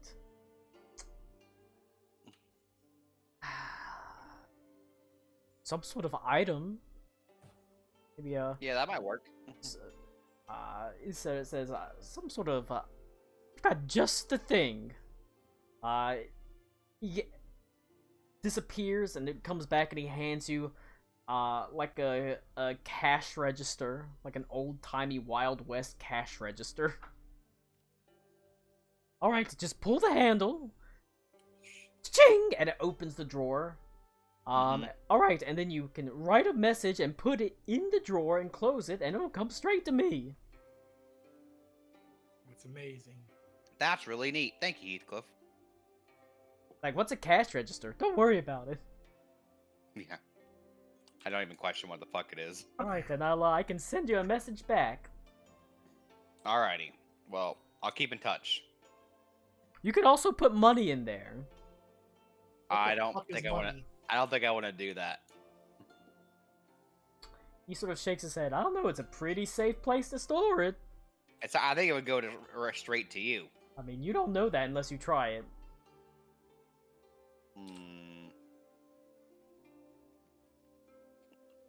I don't think I need to try that to know that. I think it's a safe bet. He sort of looks at it and says, realistically, I suppose I can send you, not very big, but I can send you pretty much anything that can fit in the register drawer. Okay. Well, maybe if I ever need anything that's big enough to fit in this drawer. So it says, I guess you could buy potions and shit from me from afar. Alright. That's useful. He gives you a portable, basically, shop. Hell yeah, It's brother. only small stuff that fits in the register, though, right? Yeah, so you couldn't buy, like, weapons, but you could buy, like, potions. You could buy a dagger, probably. Dagger. You could probably buy ammunition, like some arrows might fit in it. Walmart? Oh, it's Heathcliff's. Oh my god. I mean, Heathcliff's is a department store. Well, I know, I was trying to be funny. you're not funny, Cody. You're fat. No. So am I, so. Those usually go hand in hand. Shut up, Blue. With me. That's not true. Look at Kevin. Alright, James. but you get a magical item. You can write it down somewhere. Or it's one of a kind, you could trade it for Samantha. No. Oh my We have to God, have two of a Samantha. kind now because it's Timothy. That's true, he doesn't want us to part him. Alright. You hang out. If you want to think about stuff, you can ask people, because there are people that are coming around and still shopping. You can, but let's see. Oh my god. Now that Cody's sitting down, Klaus and Karakwa, you break away, Yeah. heading towards the barracks. Quite Yep. obvious where it is. It's a lot less impressive than the actual minaret sort of main building, the large sort of beautiful cathedral-esque building. It's like a squat rectangular gray building. Very utilitarian. You can see there, like, at the back of it, there are, like, some training dummies, and there are, like, some weapon racks that are hanging out. You see a couple of guards milling about. Okay. Alright. Awesome. I'm looking for somewhere to sneak in. I might actually, Crockmore, are you going to be shifting into something small? I might have you run one of these Yes, missions, I guess. If we find a suitable entrance point, something like that can definitely be done. Excellent. I might have you look for the missives. I was hoping to find something with like some kind of communique between the barracks and Esteban. Strolling through the areas that we've been strolling, Colin, what kind of... I guess I asked the same thing that Alec Cool asked, is that what kind of creatures do I see that are around here? And to me, I guess being a higher level druid, do they stick out as being more weird or otherworldly? Well, obviously it's otherworldly. More less natural natural animal versus magical animal? Roll nature check. Oh my god. Fuck me, dude. You can do Go it. ahead and just put you a can do 1 it. up You can there. do it with advantage because you're a druid. You know what? You're okay sometimes.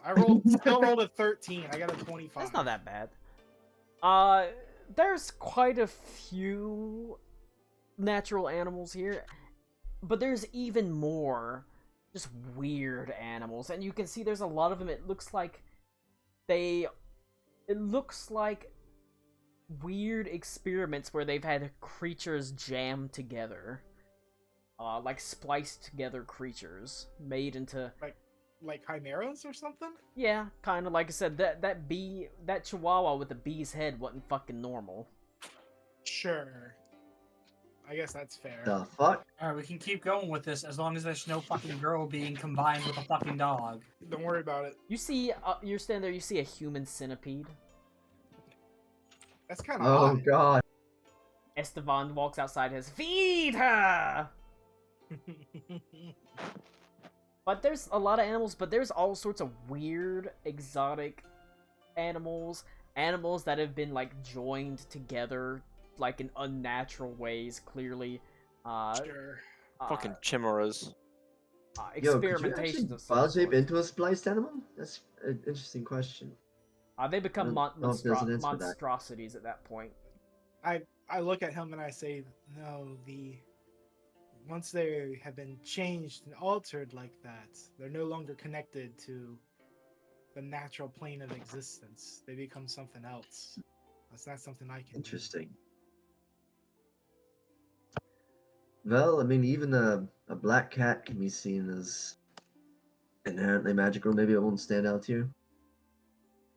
Yes, there's all kinds all of I can suggest. superstitions There's and all creatures and like there's that. also some like Oh, yeah. there's also regular animals too, but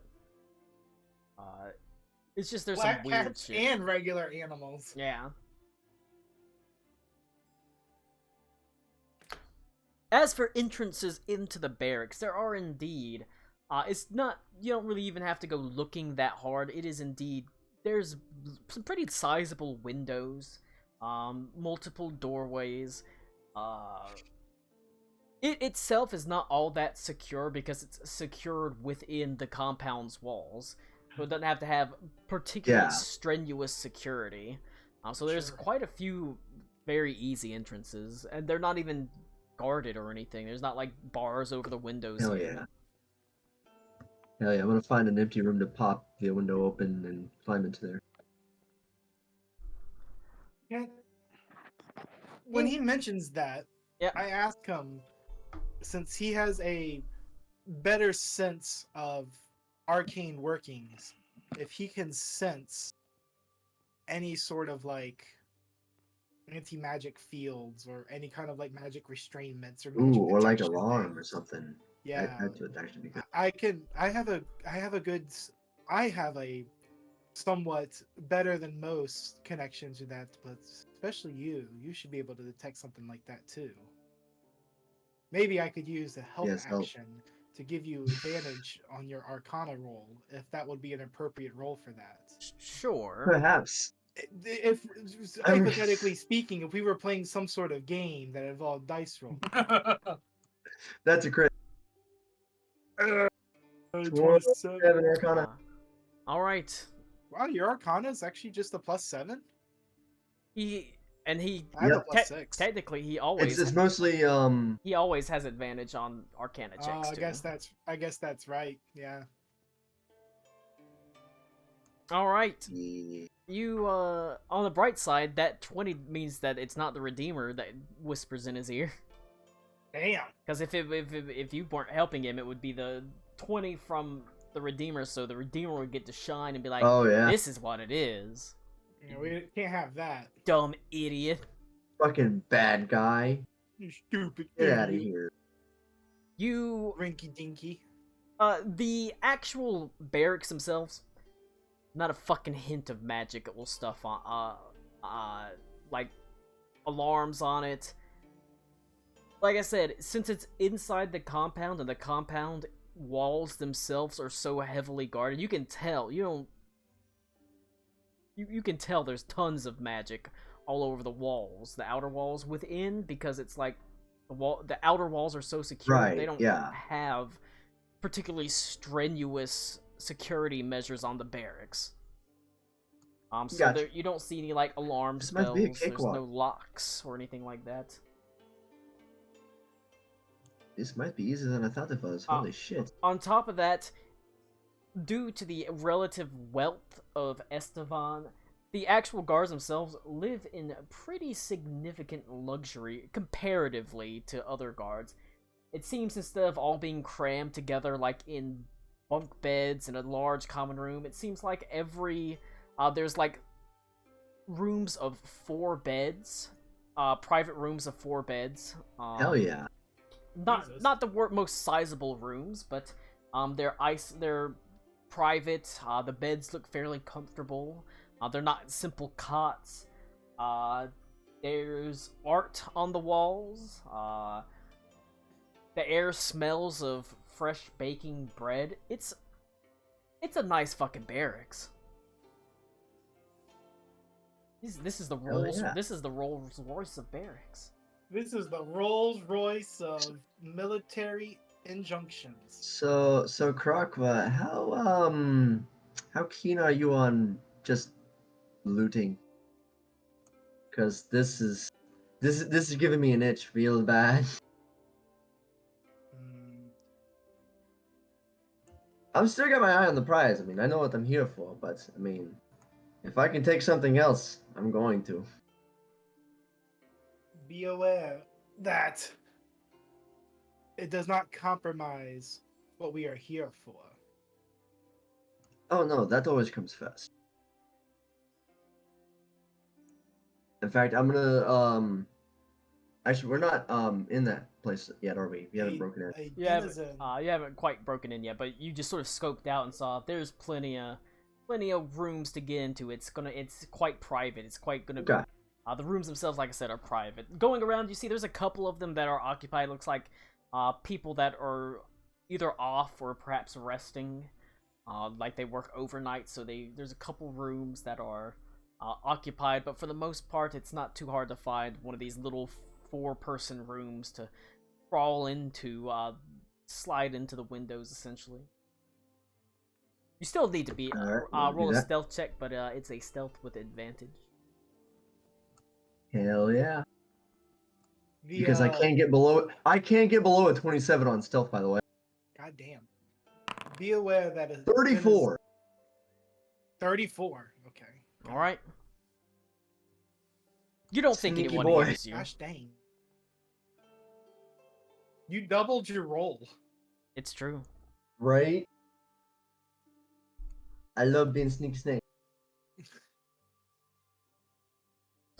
The room itself is darkened. It's cool.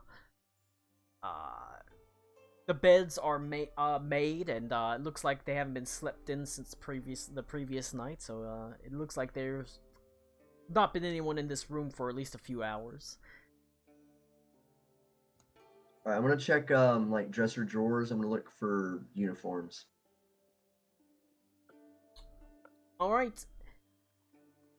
Something that looks like it'll fit me, maybe someone else too. They do have each bed at the end of it has a small wooden trunk, not particularly lavish, but quite well made still, with iron hinges on it and a large sort of heavy iron padlock on each of them. Easy enough for you to, unlock. I'm not gonna make you roll for that because you're not really on a time crunch. Yeah. But you pull out your picks and start working it. And you find that inside is all sorts of personal items. A couple of journals. You can see there's some of them have some coin purses, some jewelry. One of them has a very risque drawing of a beautiful orcish woman with huge, big ol' orc titties. Oh, I think Alakul just created one of those out of thin air. It's true. I was about to say, do you think Alakul would like this? I might bring it to him. You do see, Bring back a souvenir. you are able to find Souvenir. a guard uniform, though. Are not able to? You are able to. Okay. What does his uniform look like? The guards' uniforms are... They wear a set of chainmail. They wear like a flat topped helm that has like an open face mask.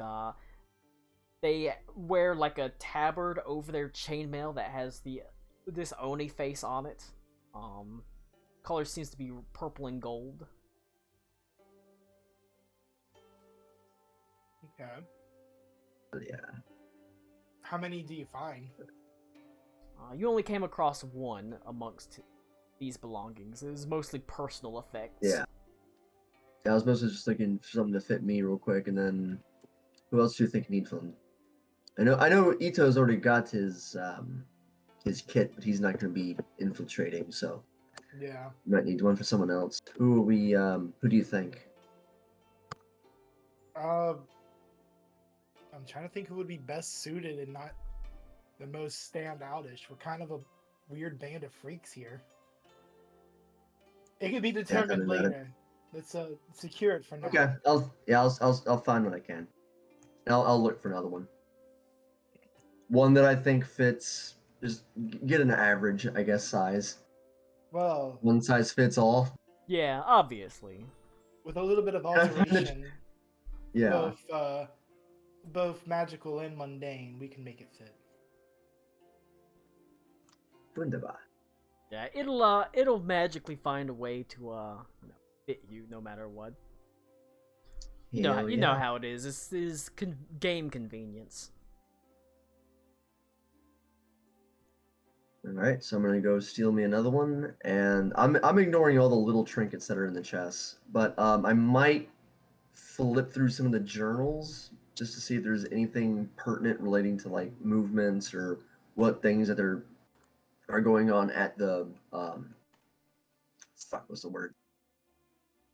In the Party, place. auction, the thing. Yeah. Yeah. Yeah, I'm just like parsing through it. I'm not like taking a deep dive, just parsing. Yeah. All right.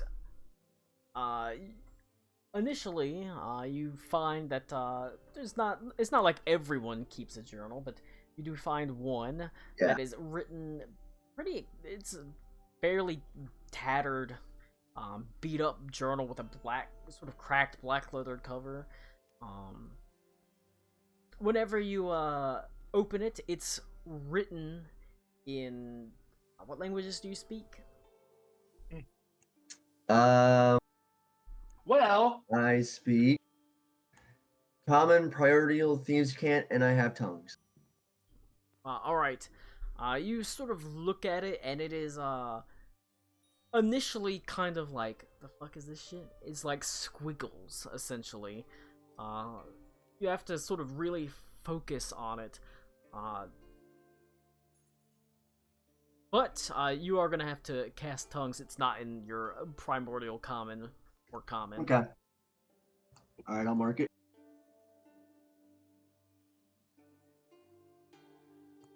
And that's the third level spell slot gone. Woo!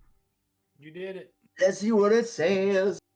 All right, the Dear diary, my bad dragon came in.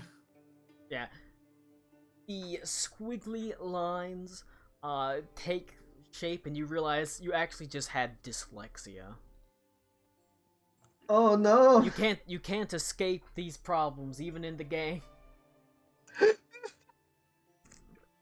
All right, I do want to play a dyslexic wizard at one point. That'd be fun. you have to spend twice as long on your daily preparations in your spell book. So you do the runes backwards and it explodes in your face. What was that? That was a fucking YouTube series about that, about a dyslexic wizard. Can't remember the name of it. Unfortunate. That's what it's called. You're pretty sure that this was written in like Jotun. It was written in giant speak. Beaver, that's how you you actually play a wild magic sorcerer. The wild magic is you fucking up. Does that mean dyslexing? Dyslexing. As you look at it, you can see it's crudely written. As it says, the front page, it says, "This is the diary of Cramp," with a K. It's actually spelled Cramp. He actually writes it out Cramp with a K. Now, when he spells out cramp with a K, how does he spell K on the end? He has this. He just writes it out Cramp with a K. I really hope it's cramp with the K, but he writes the word cramp with a C. Herein lies the diary of Cramp with a K. And whenever you turn the next page, it looks like there's a massive hand that has been used to draw a hand turkey. And then you move to the next page. Fantastic. And it says, "The boss gave me 3 extra loaves of bread." And then it goes to the next page. "The boss gave me 1 extra serving of roasted meat. He says if I keep beating up people outside of the, beating up people outside the compound, I'll continue to get more meat." This guy's not being very helpful. I don't think we're gonna find anything here. Roll an investigation check. On the next page, the password to the boss's room is. Password to the boss. Is that investigation? Yeah. 18. Alright. Towards the end of the actual, you can see towards the end of the journal, the thoughts get a little bit more collected, like he's had some practice, like actually writing. You can, judging by the dates, it looks like Cramp with a K has been employed, under the employ of Estevan for, over a decade. Good lord. And you can see, Damn, that's some veterancy. You can see towards the end, it talks about how Estevan, the Lord, is more worried about the big scary man. Cramp with a K can beat up anyone, but Lord Estevan doesn't think that Cramp with a K can handle it. Cramp with a K will... It says in the bottle, "I take a drink of water." Cramp, It says in the Cramp with a K will protect the Lord.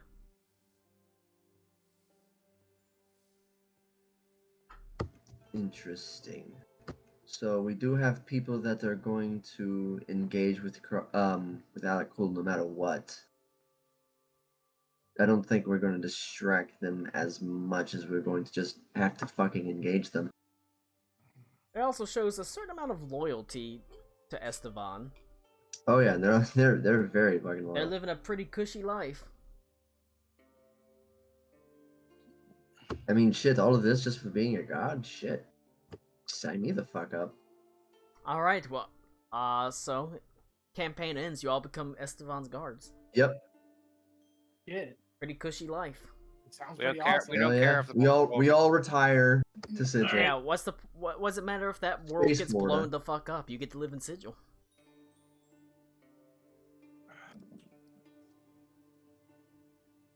That's what you see, though. From that room, it looks like it leads out into a large common room area that has long rectangular tables.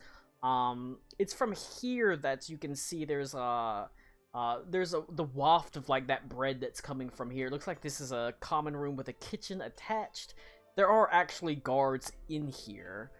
You can see they're having meals. A couple of them are repairing armor, polishing weapons and things like that. Making sure their tabards are pristinely clean. They've even got a little station that has irons next to the fire so they can iron their tabards to make sure there's not wrinkles on them. Hell yeah. Not wrinkles is good. Alright, is there I'm looking for like the main not the main office, but like the head guardsman's room, whatever the hell you want to call it. Cramp with the K. Cramp with the. Yeah, he just left his journal in that other room. Oh hell. But yeah, is there like any easily discernible door with or like any kind of gaps I can get to it?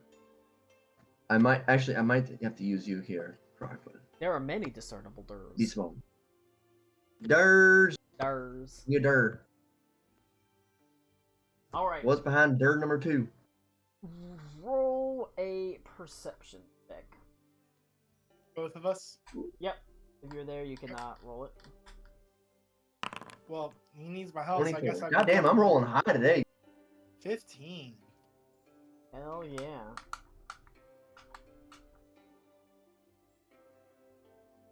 I was looking at this dwarven steam tank that I found in the closet. Yeah. It's pretty cool.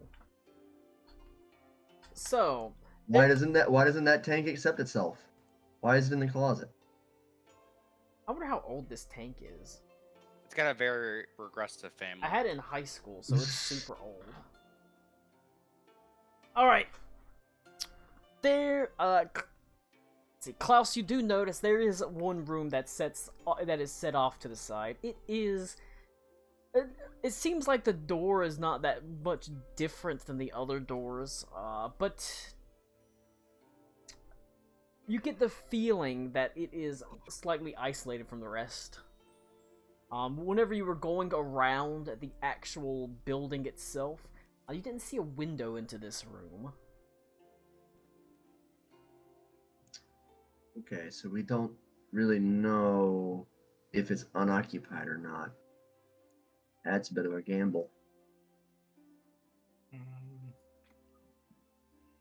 I could. Do you want me to send you in there? I can help you out in any way I can, but I don't think I can get past like these whole ass fucking gods. Before I could make an illusion and distract them. I could make like a noise. Probably find First some off- wall to hide behind. First thing I'll do, I have with me right now. Looking at my prepared spells, I do have. Never mind, I lied. I do not have Pass Without Trace prepared for the day. So, Damn. fuck me, I guess. I cast Pass Without Trace on my kidney stones. I have no words to help you with that. What the hell? It didn't. All right, whatever. I could. What we could do here. A distraction might work. Do you have a way to just straight up?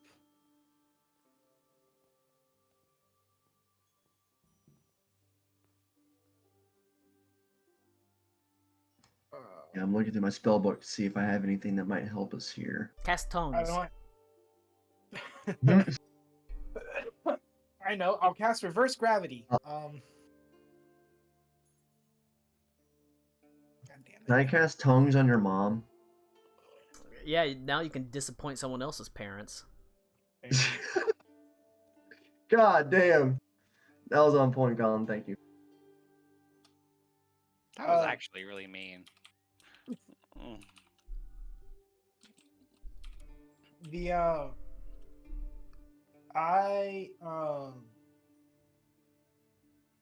I've never been good at ice things or planning things like that. Ooh, I can use Gust and knock something over. That's an idea. Shut the fuck It- up, Connor.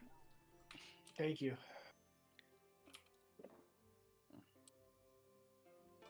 Is there anything that's like in range here? Like he said, like making like a distraction illusion. But like, what if we combine, like, is there like a jug of wine or water on a table nearby? Oh, sure. There's pitchers and like bowls of like crockery and things. There's like crockery and there's pitchers and there's things like that. Is there an open window nearby? There is. There's two very large open windows that look like it opens to the front of the building. Where you can see guards sort of standing around out front. Some of them, like I said, they're mending, like, some of them are out in the light mending, like, chainmail. Some are just talking out there. If you could make a gust where it looks like it feels like it comes from the window, I can use shape water, and I could the wine in that pitcher knock it over onto the ground, make it seem like the wind has knocked it over, and use that to cause a distraction real fast. Yeah, we can spill the wine all over the rug, and they'll Yeah, hopefully try to clean it up. That will keep them entertained for a bit. You guys could throw all Nice, their let's wine out the try. window and they'd be really upset. That will just be mean. Never separate a law enforcement officer from their alcohol. That's true. How He else might are they going to need to get drink through and their drive shift? later. Yeah, how else are they going to get through their shift? But does that sound like the plan? That sounds like a good plan to me. I mean, I don't know about. And then good we can plan. also, well, I mean, it is a plan. It's definitely one of the plans. I mean, There's also prestidigitation. I could create a smell that makes it smell like the bread's burning. What? So they're having a stroke? Yeah, I smell toast. Oh no! Everyone go see a medic real quick! Oh no! You see Clark with a K in a corner as he starts smiling toast. Says, "I forget what cramp starts with. Does cramp start with K?"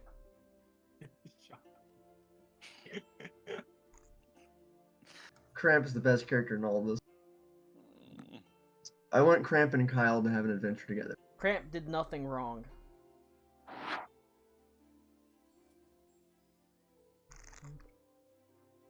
I like to think Cramp's the one that had the half-orc with titties out because he likes little women.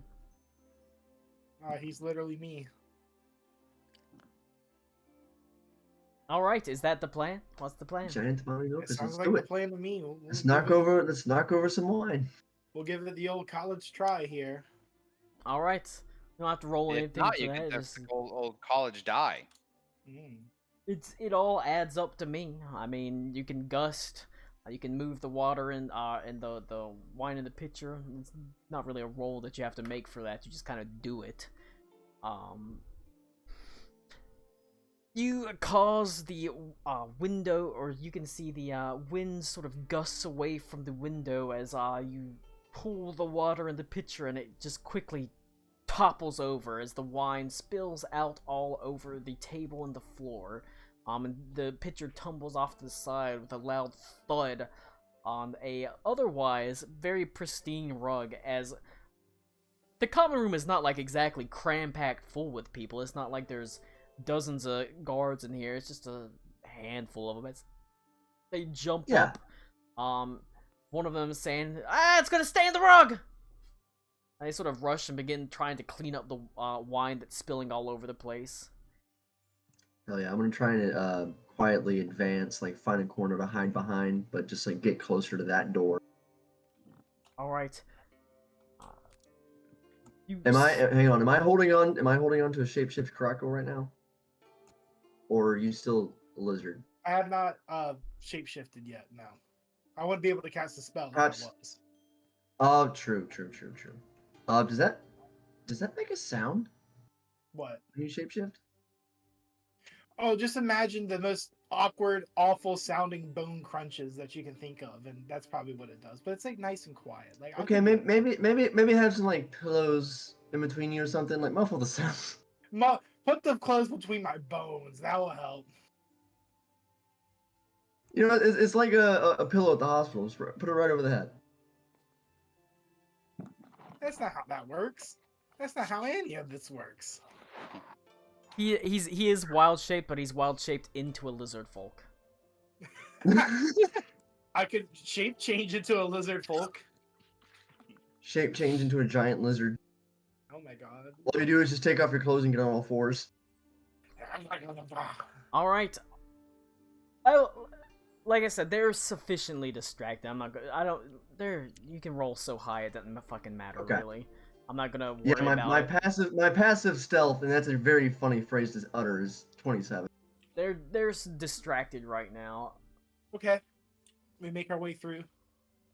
The isolated door is in front of you. You can see it's sturdy, iron hinges. You can see, you know that this one didn't have windows out because you scoped out the place. So this has no outward-facing windows. You can only imagine it's got to be claustrophobic in there if it has no outward-facing windows. Probably. But it is the one door that sort of seems isolated out of the way. It's in an unusual place. You push. Alright, can I peer through it? I want to try to see into the room before I open the door, because I don't want to open the door into somebody. Okay. You're just trying to listen through it? Listen or see through a keyhole, anything I can do to discern whether or not there's someone on the outside. Roll a perception check. I'll give him the help action. Yay! Yay. 24. All right. That's pretty good. You do a quick survey of the sort of put your ear against the door, sort of try to look through a keyhole, get down underneath the door. You know you're kind of have to hurry essentially to do it because you know the wine's not gonna keep them the spill's not gonna keep them busy for long, obviously. Yeah, I've got like a minute or two tops. So you quickly sort of look around. You don't hear anything coming from the door. As you look, as you get down to like the door jamb and try to look underneath the door real fast. You don't. All you see is like dark. All right, but I get the feeling that I'm safe. If that all I need is that feeling. And it feels like it. All I need is that feeling. You do see this door as you sort of you don't sense anything. You don't see anything. You don't smell anything. You don't hear anything through the doorway. Onward! Alright, you grasp the handle. You start off trying to push it, but it's not a push door. It's a pull door, you fool. You pull it back. Read the signs, stupid. And find yourself looking into a very dark, inky, swirling portal of some sort. Ooh. Can I roll an Arcana check on that? I mean, yeah. Would you believe? Let's go, Albert. It's definitely magical. Oh my god. Oh, damn it. What'd you roll? That's the Redeemers. That's the Redeemers. The Redeemer leans into you and says, "That's definitely magical." Thanks. That's definitely helpful. Some sort of portal is somewhere else. But no, like, runes or anything that tell you where it's going? I mean, I don't think it's a Stargate. He looks at but... it. Looks like, are you familiar with the, let's see, the spell, Tiny Hut? I believe I've seen it cast before. Kinda. Seems like something like that. Crockpot, do we go through? What do you think? Don't get distracted. Let's just stick with the... True. Alright, so... Some sort of extra dimensional space or something. Make note of it, but... Yeah, we'll make note of it, but yeah, I'm just gonna peace out. Well, actually, there's nothing else in the room besides the portal, right? Like, no... Nope, it's just, like I said, the doorway was over the portal. But there's not actually a door behind it. You'd have to step through the portal. I gotcha, yeah. It looks like it's it looks like it's an extra dimensional room. Okay. Yeah, I'll shut the door behind me. And I'll peace out with Karakwa. Or if there's any other rooms we can look at, perhaps. None that really stand out. Okay, so I'll make my way out with Karakwa in tow. We do have everything we need, right? I mean, that's pretty much all we can gather from this place. I was hoping to find some kind of communique, but I don't think we're going to be that lucky. tight in here. Hmm? It's tight. Yeah. Don't want to risk anything too much. I don't want to blow our cover yet. So let's We get out of go here while we ahead. can. Yes. Get the All hell right. out of here. Get the fuck out of You here! do hear them saying, it looks like the cleanup is largely being finished at this point. Sopped up what they can, as one of them says, we're gonna have to drag this carpet outside. Go see if you can find Cramp with a K. It's gonna be heavy. Alright. Meanwhile... On our way out, I'm gonna press the dissertation to make it seem like one of them farted. One of it looks like one of them gets very self-conscious and reaches behind and tries to check his pants to see if he shit himself. The other one Is hides it in the Connor? watchman. Is Connor the one that's pretending like he didn't shit himself? Yeah. Great. Okay. Yep, make our way out. Recon barracks. Crap. With a K. Guard uniform. Orc titties. Yep. Got those in my notes. Hell yeah. Very important. You cannot leave out the orc titties. I hope you guys did actually grab one for me. Every day. No, I absolutely grabbed that drawing. That's absolutely. I'm actually gonna write that in my inventory. Alright. So, Alec Cool, you're a Ruby Hercules Beetle. You've been kind of, scoping things out on your own. You blend in. There's plenty of other Ruby Hercules Beetles. And you look and see that, most of the activity within the compound currently is obviously the central sort of market area where there's a lot of guards and courtesans. You do see that as you wander around, there is an extremely oversized giant who is clad in a large sort of tabard. He's wearing the symbols of the actual Estevan's guard. But he is off to one corner next to the wall, leaning up against it. He has a very, it's, to you it seems large, but to him it's like a tiny little notepad, as you see. He's got that and like a pencil he's drawing into it. Every now and then he sort of giggles. Great. Well, I avoid him. Crap with a K, draw boobies. Hell yeah. Good job, Cramp.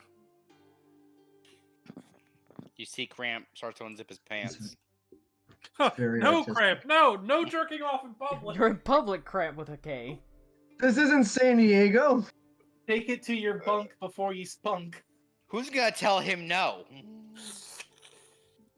Was that a slurping sound? What was that slurp? How much jizz do you think a giant makes? Oh, Too wow. much. Oh god, is like, it like a- at least a liter. Is it like a At least a 2-liter bottle. He's been saving Like a up. It's a fire 5-gallon bucket. It's a fire hydrant. It's just like, it's like undoing a fire hydrant and then immediately putting it back. Do you think it would come out with enough force to like floor a grown man? Yes. Easily. Easily. You all need I fucking. mean, Jesus. think about the sheer density. And the Yeah, thing but is, they have like, for the from longest height, time. But say, Jesus what's is the dead. viscosity of it like? Is it, you think it's more or less? I know that I need Jesus. I saw 2 Super Bowl commercials that told me I need him. So, Yeah, Jesus gets me. He wants to know about all this giant cum. It's true. Jesus is like, no, that's interesting, man. Let me know. Yeah, exactly. Let me look in on that, Jesus. he The apostles never mentioned that. He walks up behind Cramp with a K and says, "I died for your sins," but then he sees what he's drawn and he says, "Not yours." He walks away. Dude, so here's the thing. He saw every sin ever committed by man when he died for our sins. And he saw someone shooting rope to Waluigi porn, and he still did it. Yeah, so he saw you. Yeah. Cramp with a K is drawing a big titty orc Fuda, and he's Alright. jerking off to it. Hell yes. Now, Alec, cool. Good job, homie. As you walk around, you... things are a little bit different for you. As you are actually walking around, you see very faint, they like incredibly thin, it almost looks like silken threads that attach to each guard and each courtesan. And they all extend all from their, basically like their chest to the central spire compound. Great. They don't seem to notice them at all. But I can't interact with them, correct? Not currently. Okay.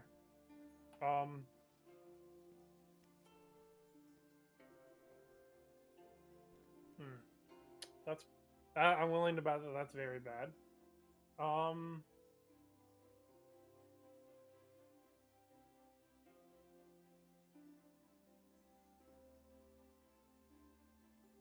Is there anybody important that like seems to hang around besides Cramp with a K? There is indeed, yeah. There is, higher ranking guards as well as courtesans. Which one would you prefer to go for? Probably courtesans. I'd rather kind of get an eye on some of them. You can see that, every now and then, the courtesans sort of walk away from the pack and they talk to each other, and you sort of get in close on them. Each of these courtesans also, like I said, the guards all have threads that are to them. All the courtesans do. Passing by the merchants, you can see a lot of them do, but not all of them. It's... If I see any of the group, do they have them? They do not. There, you'd still probably see Heathcliff's stall. You don't see that they do right now. Okay. Cool. Just wanted to make sure. Do they... Is it always coming from their chest? Pretty much, yeah. Okay. And none of them seem to notice it. And, like, whenever their hands pass in front of it, it just passes straight through it. It's like it's not there. For them. But you can see it. Okay. Some sort of invisible thread. And can I get a count about how many people that I see with it? Dozens. Dozens and dozens. Okay. The courtesans take a step away. It looks like in their ostentatious robes, there's two humans wearing these sort of high, sort of collared silk robes that move to the side, and they're talking to each other. As they're doing this, you can see every time it seems like they make a decision, whether that be to turn left or turn right, step up, there is a faint pull on the thread, but you don't get the feeling that they're being puppeted, really. they're not. It doesn't seem like they're being controlled, but it's like they're being gently guided. Okay. So they're being kind of like nudged in a direction. Yeah. Okay. Hmm.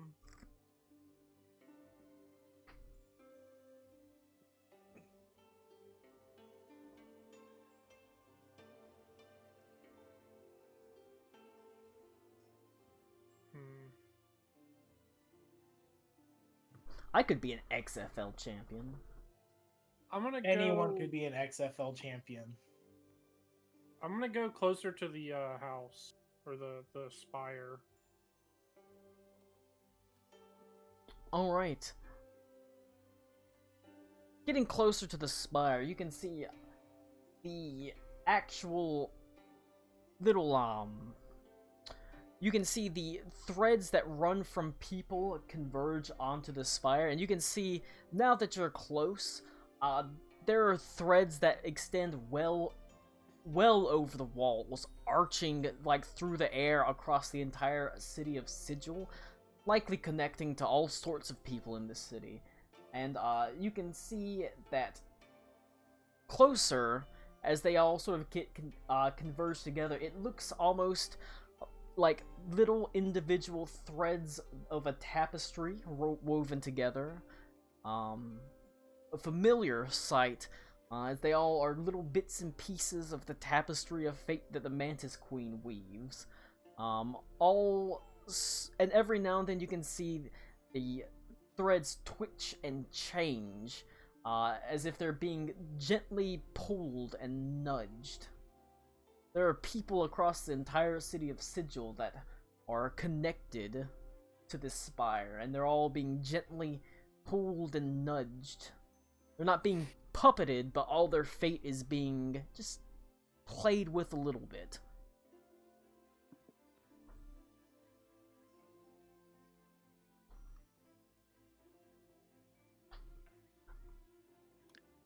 I think that's cheating. As That's how he got rich. literally is cheating. Yes. That bastard. Um. Well, you know what? Esteban is what nudged that to a 20 last night. Oh my god. Son of a bitch. Well.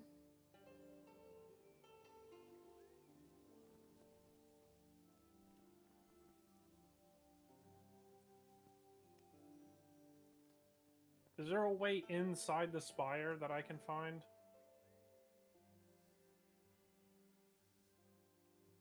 You see there are no windows, there are no entrances outside of the doors. The single door that has an opening, right out sort of towards the front. You understand that he is unduly paranoid. You're not likely to find a entrance, realistically. Okay. Like, looking around, you don't see any cracks, you don't see any windows, you don't see any little holes in the walls,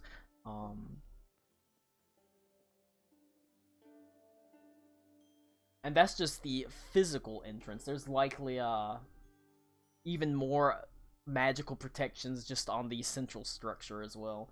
All sorts of alarm spells, just due to what you've learned about him and his extreme, incredible paranoia, there's probably not a very easy entrance. Yep. Well. And the threads don't like go out of holes; they just seem to pass into the spire. Yeah, that's not. I didn't think so. Well, only other thing I can think of. I want to try and when if he's about to, like when you said he was like, pulling on a thread to like twitch, the people from going one way and then end up making them go the other. I'm gonna kind of get in to their area and like fuck with them and see if I can make him or make his attempt not work. That makes sense. Are you still the Ruby Hercules beetle? Yes. Whenever you pull at it as the you sort of try to grab it, and you just pass right through it. Okay. And can I go up to the people that he's doing it to and like put myself into the scenario to try and affect the outcome? You can roll a religion check.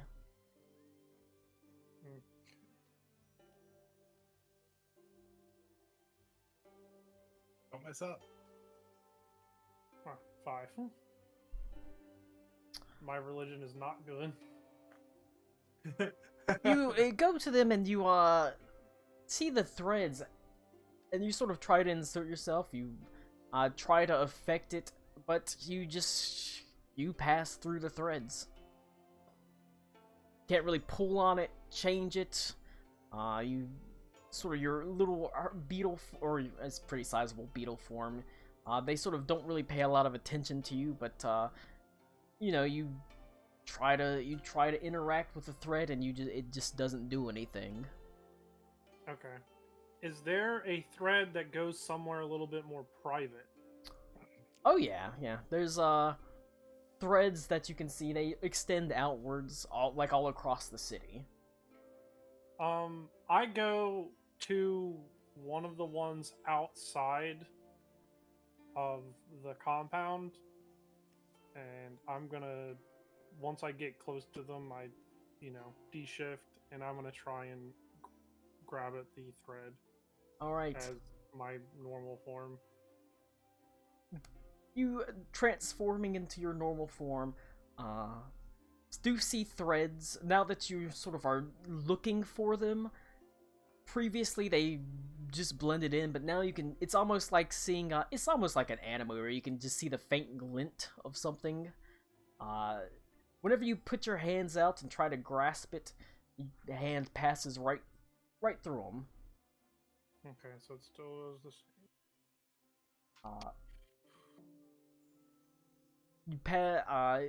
Do you do anything else or try anything else with them? I try and use my mantis claw. Okay. You pull out the sword as you press it up against it, and you do see the thread bends whenever you put the mantis claw sword into it. Is there resistance? There is resistance. Okay. Is this just like a random person that I'm seeing that's got this thread attached to them? Yes. I cut it. Alright. You can see the silken thread splits in half and immediately sort of retracts as the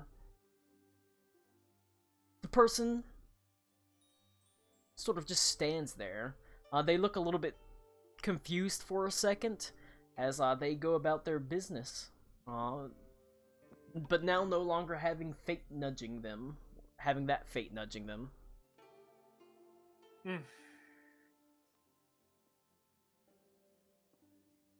Okay.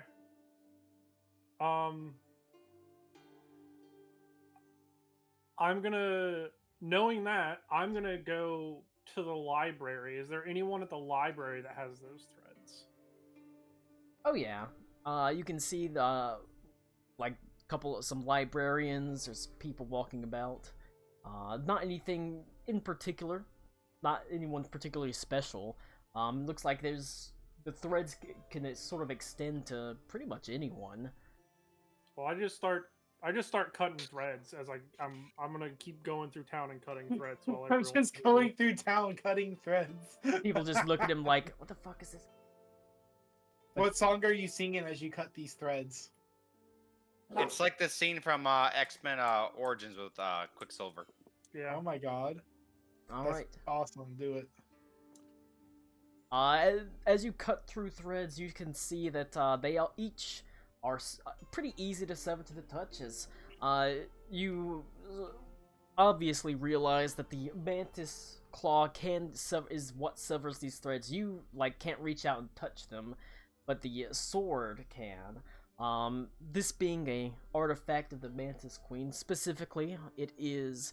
You think back to the times you've seen her. She has a set of cutting claws, and she has a set of basically crafting hands that one does the weaving, one cuts away tapestry and pieces of freight and shears thread. As you sort of realize, it's in two parts. It seems that Estevan has the creation part of it, and you have the destruction part of it. Huh. I'm sure this is gonna piss him off. Oh yeah, you're pretty sure he's gonna know that this is happening. Oh What's yeah. the worst that could happen? But at the library itself, you do see, like I said, there's some librarians. There's a few people milling about. You can see there's a merchant that looks like he's doing his books. Essentially, he's going over his accounts in a quiet room. But it's almost like an arbitrary. Probably just people that Estevan has made deals with, essentially, or worked with somehow. He's put a little thread onto them. Mm-hmm. Are any of his guards outside of the keep right now? Yes. They are definitely in some outside. They would be in the the marketplace. Whenever they have people going out into the market, they have them escorted by guards. Do they have threads? Yes, every guard has a thread. I go and cut their threads too. Don't do it to cramp with a K though. It might make him jerk off more. Yeah, Estevan was just holding him back from jerking off everywhere. He's nudging him away from jerking it. He's gonna make a fucking pinup calendar of food orcs. No, I'm gonna cut that thread. Let's go, buddy. Do it. Brent with a K says, "I'm not even supposed to be here today. Hope I don't jack off." It sure would be a shame if my hand was to reach down and What is it, grab my lower appendage and to stimulate it to the point of ejaculation. There's a fucking clown. Surely nothing like that will happen today. Clown Peter probably doesn't even have fucking games. You got any porn or games on your phone? He Cramp said with with a his K likes crusty ass hand. Cramp with a K likes to see homos naked. Damn. Home is where you make it, and Cramp with a K made it there.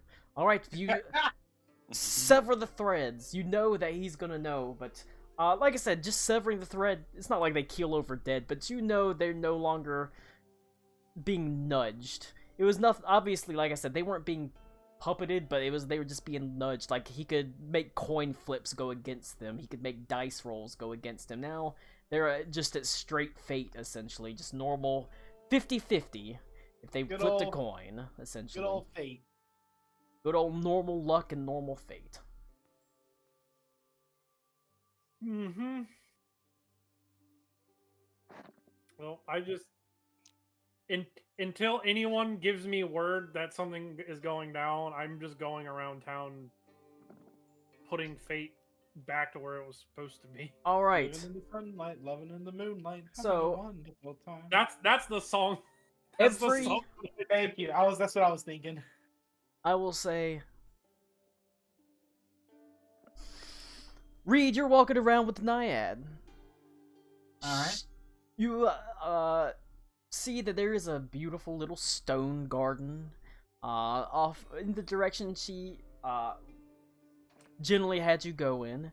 And it's quiet and gentle. There's a faint wind that blows through the sort of air as it's nice. There are like a dozen large rocks in this sort of sand pit. The sands themselves are surprisingly warm and pleasant, as if they were the very sands of a desert themselves. She easily finds her way to a large rock and sits on it. She leaves a, little. She leaves a damp spot on the rock, but that sounds wrong. Oh no. It's like that 5-second film with the Twilight screening. I'll post it. Don't worry. Please don't. Not again. It's being posted. Here it is. It's good. Good. Movie's done. It's good. She leans back on the rock and sort of almost stretches luxuriously as the rocks themselves feel are quite warm whenever you touch them. As she says, I may be a water nymph, but I certainly can appreciate the warmth of a nice summer day.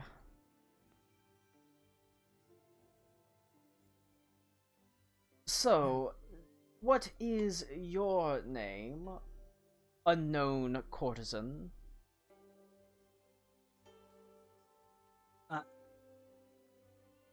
My name is Reed. And I am not a courtesan. Well, you've wandered a long way off of the path for someone that's not a courtesan. I just have an interesting curiosity.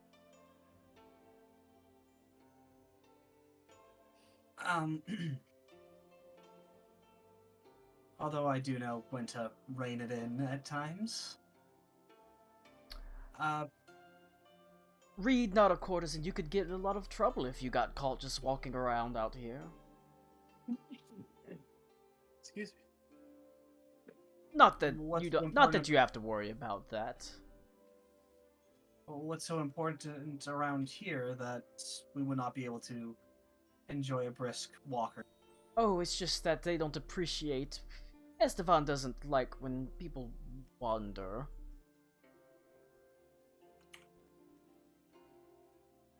Sounds a little paranoid, doesn't it? A little. That's an understatement.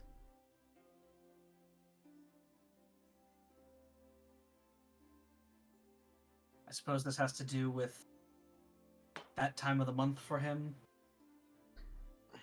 Well, it always increases whenever he goes on his monthly jaunt out to check his books, but he's ever paranoid.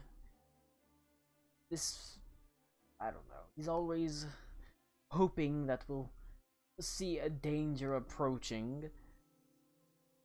But he's the most powerful and connected person in the city. I don't know what danger he feels like he's in.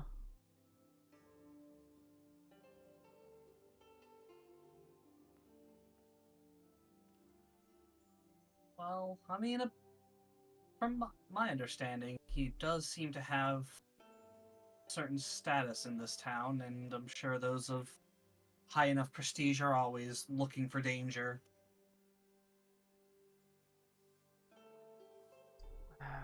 Well, I certainly wish that I wish he hadn't been so unsatisfied with my lack of an answer.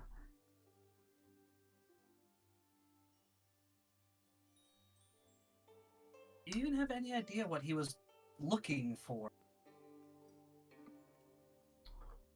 Something that every seer that he's ever brought on has been unable to see. Even the most gifted ones weren't able to pierce whatever the veil and see exactly who they were looking for. I got off Seems not relatively bad. lucky. I was only blinded.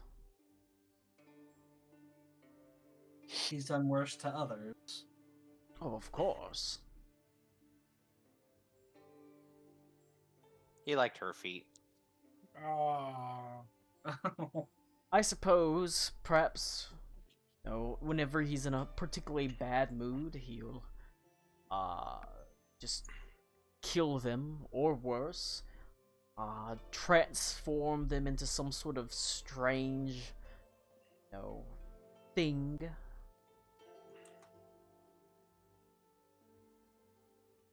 Not to pry too much, but if he's so horrible, why have you not been able to get away? I mean, I imagine if I left I could, but can't deny there's a definite luxury to living here. And you believe he's still worth that luxury? I mean, someone like me does not have a lot of opportunity in a city like this. I'm not particularly skilled in a trade, not particularly beautiful or funny. My gift was that I had foresight. Before I came here, I used to work in gambling dens, and I would, work in back alley dice games, games of chance, and I would see the outcomes ahead of time, and that's how I made my living. I guess I was successful to an extent, but that's sort of what brought me to his attention. And here I have, I will admit, luxury that I never had out there. I have any food I could ever want, cushioned bedding, warmth on cold nights and hot nights. I can enjoy the chill of the air, whatever he wants it to be. It is not such a terrible trade to lose one's eyes for a life of relative leisure.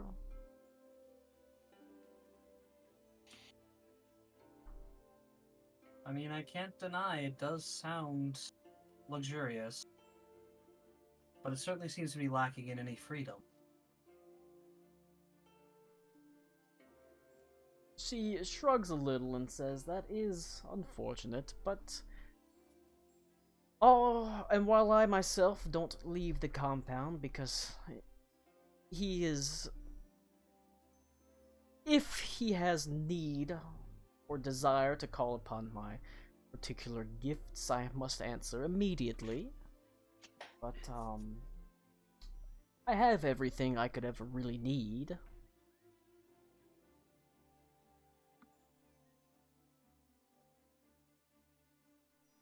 I see.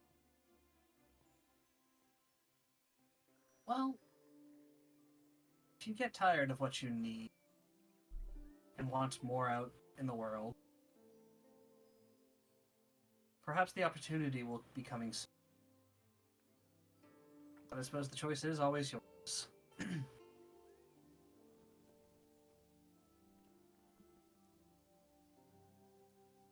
Well, that is true. It is a big, wide multiverse out there.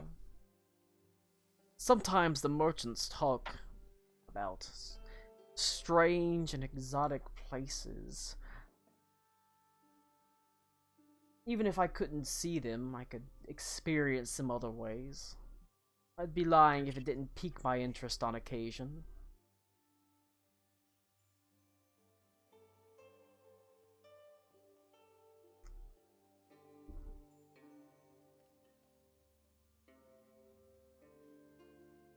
I like to think she's like, I heard a merchant tell of a wondrous place called Waffle House. A fighting pit God. unlike any other. Yo, I take this. I would take this bitch and her ashy feet to Waffle House any day. We'd go on Christmas. Hell yeah. Hell yeah. I mean, hey, who knows? She might be exactly what we need on the ship. Another seer. I mean, she's a seer of she's definitely a seer. But more importantly, you know, But is she a looker? she's not unattractive, Hell yeah, there you go, Lou. but she's got scaly Anyway, well- she's got scaly feet, so you No Add one, another no one. I Add was another one to muted. Reed's harem. Nuts. Reed's Wait, already Crocker got, comes by. How short is he? How short is she? Oh, not that short. Never mind. You have her, Reed. So we She's got all yours. you just have to transform the ship into the harem. You Oh got my god. you've got freaking Adelaide. You've got Madame Vestia. You can get her. Her name's Deirdre Honeydew. Get them in. We could just change the name of the boat to the harem. The game, it turns into one big like harem anime with Reed at the center Anyway, of it. while we've been talking, I mean, have we noticed any? I mean, I know you said that the physical wall probably isn't the biggest part, but there's still haven't noticed any kind of openings or anything. Nope. And about how long has it been? It's probably getting close to, like I said, all these things have been going on like simultaneously, so it's probably been about an hour. And we only had about an hour in the estate, didn't we? Yep. Then I suppose it is time for Reed to say his goodbyes. I suppose I do have to. I suppose I do need to report anything I might have seen to Esteban. Don't worry, I won't speak of you. When I say seen, obviously, but about this time, as she's saying this, you can see there are guards that are beginning to fan out and ordering everyone that's not a courtesan or a guard, all the merchants, any visitors, to immediately leave. All right, pack up That and appears leave. to be my cue. And Don't they're really wanna doing get it caught. quite aggressively. And it's Hey, time outta to get the here. hell Get out outta of here. And it's sudden. It's like all of a sudden there are just every guard that is in the place is now pushing people out. My bad. It's The guards essentially the come out, place You is smell like you farted. the place is going onto lockdown.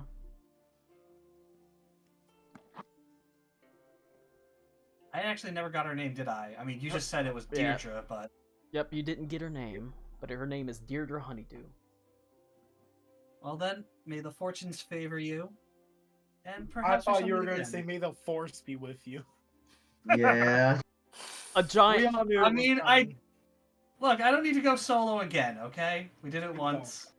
A giant comes up to you and says, "It's time to leave, sir." I think they could have You sent could someone a see. little shorter to escort me. You can see his hand-drawn hentai in his hand. It's true. Oh, His no. hands are sticky. Oh no. But Reed will acquiesce to his request and head out of the compound. Alright. Pretty much everyone, you see everybody is, like I said, Heathcliff, they tell you, like, even though it's time for you to go anyways, they tell you aggressive, like, hurry up and get out. You hear a lot of, Max like is like magically poof out, right? Because of the stall. you can magically poof down the stall and just leave. Oh. Yeah, just walk That's out. fine. There are other people that have more time allotted to them, and they complain pretty loudly. But the guards actually get, at this point, a little bit aggressive and sort of rough some of them up. For the most part, they're kind of dandies, so they don't have to get roughed up too much to get the message. And they quickly pack up as well, as you find yourself standing outside the front gates as they slam shut. Now, that's, that's Reed's out. Henley and Venta get out. Klaus and Karakwa. That's me. That's part of me. That's half of me. You've taken a more stealthy approach. So Yes. whenever the guard, you can see there are people being rather forcibly moved out, and they haven't necessarily noticed you, but you quickly see the barracks themselves empty out. Every God. guard essentially goes That one straight guard- onto duty. That one guard did fart, so. It's true. Yeah, he Yep. went on duty all right. I saw You it. could smell No. Got him. it. So they all Hey, file Floppo out. and Klaus high five. And you can tell it is basically all hands on deck emergency, as people are like throwing tabards on. Some of them are even wrinkled. The fires are quickly sort of put out, and the bread is just left half baked in the sort of ovens. Oh no. not the bread. Karakwa cries for the bread. Man, that's because he's waffles. inbred. No, I don't want to be bread. God damn it. Who doesn't want to be bred? Yeah. Me. Why not? Yeah, what? I Hold on. Cody, Dilly just Dev, kinda did I busy. tell you about the time I got in mean- trouble because I told someone if they were a spice, they'd be white flour because they're boring and inbred? Yes. You have, and it's still fucking funny. I got in trouble for that. You're not supposed to say that to your fellow. It's worth it. employees. Here. A small I price found to it. pay for salvation. But it also, in all fairness, I did tell Gerard that it's a shame his family didn't die in Hurricane Katrina. That's pretty messed up too. I've been a real asshole before. Before. I mean, I mean, Walmart does bring out the worst in people. That's just a given there, Colin. that was Some at of that Burger was at King. Burger King. Yeah. Oh, was it? Well, Burger King does that too. Yeah. That's all. the Customer same. service industry as a whole. Burger King is just the Walmart of fast food restaurants. That sure is a statement. I think Burger King is just awful, so I hate Burger King. It really is. Oh, hold on. I found something the most cursed. Here we go. I Here we go. gotta pee really bad. Yeah, there we go. Call we're about finishing up anyway. We are just about finishing. You're sort of Check out how cursed that is. you. I'll say or Klaus and Karakwa, are you trying? You see, they're filing everyone out. They're kicking everyone out. They're doing patrols. Are you trying to stay in like stealthily, or are you like, all right, we're getting the hell out? Let's get out while we're. Yeah, if everybody else is getting out, then we'll get out as well. Okay. There's no reason to keep anyone in danger. You've all kind of learned some things. You've all had little bits and pieces of what's going on, and even ways that these can all be exploited. You have obviously learned that something has happened. I mean, Alec Cool knows, but until you get in touch with him, you wouldn't know why he's all of a sudden. Estefan is freaking out and basically going on lockdown. Cool in the distance of living in the sunlight, loving in the moonlight. And more importantly, Alec Cool now knows that much like he can sever threads, Estevan can draw them. He can make them. He can combine. He can make threads of fate to sort of join threads of fate or extend out threads of fate to people. You haven't seen any on you, but theoretically he might be able to. You know of not only about his paranoia and how he's increasingly getting paranoid. He's probably at his most paranoid right now. Reed knows how he values seers and seeing. And that sort of thing. You've got, you know about the guard. You've learned about the guards. You've met, how they sort of conduct themselves. You've got an idea of what their uniforms are, that sort of thing. So, yeah, you've learned some pretty interesting and useful things. We've learned quite a many things today, but the greatest thing we learned was how to be good friends along the way and what it means. But not all good. You have learned that central spire is like full-on paranoid, like schizophrenic guy locked down, essentially. No windows. This guy's like one bad experience out in public away from posting about the glowies in his basement. And even not only was it basically, he made a fortress for no one to get in. Now he feels like someone's trying to get in because all these threads are getting severed. So he's like, time to bar the door. I'm so upset. This guild in ESO is called Goblin Girls with 2 B's. With the goblin girls. Aww. But yeah, it could have been so cool. The question now is, it's just sluts. do we think Connor will be here next week? No. Doubt it. No. I doubt I it think too. Connor will not be Do here you- any No. week. He shows up Do on you surprise. think do you think Tommy's internet will finally work? No, neither. No. Colin, don't worry. Connor did say that he was just going to be late. It's only 8:22. That's Maybe he's true. going to show up. I will see. And you know, it was actually because of Connor that I made it a point to give you guys time updates. Damn. But I knew he wasn't gonna show up. we gotta you'll get into Estevan's compound next week. We're not gonna, you know. Colin, I also did figure out what I want to happen for the thing. Okay. It's coming. Same. Giggity. But yeah, we're doing it next week. Next week. You will be in the compound. You'll be going into the compound. There will be a way into the damn compound. Hooray!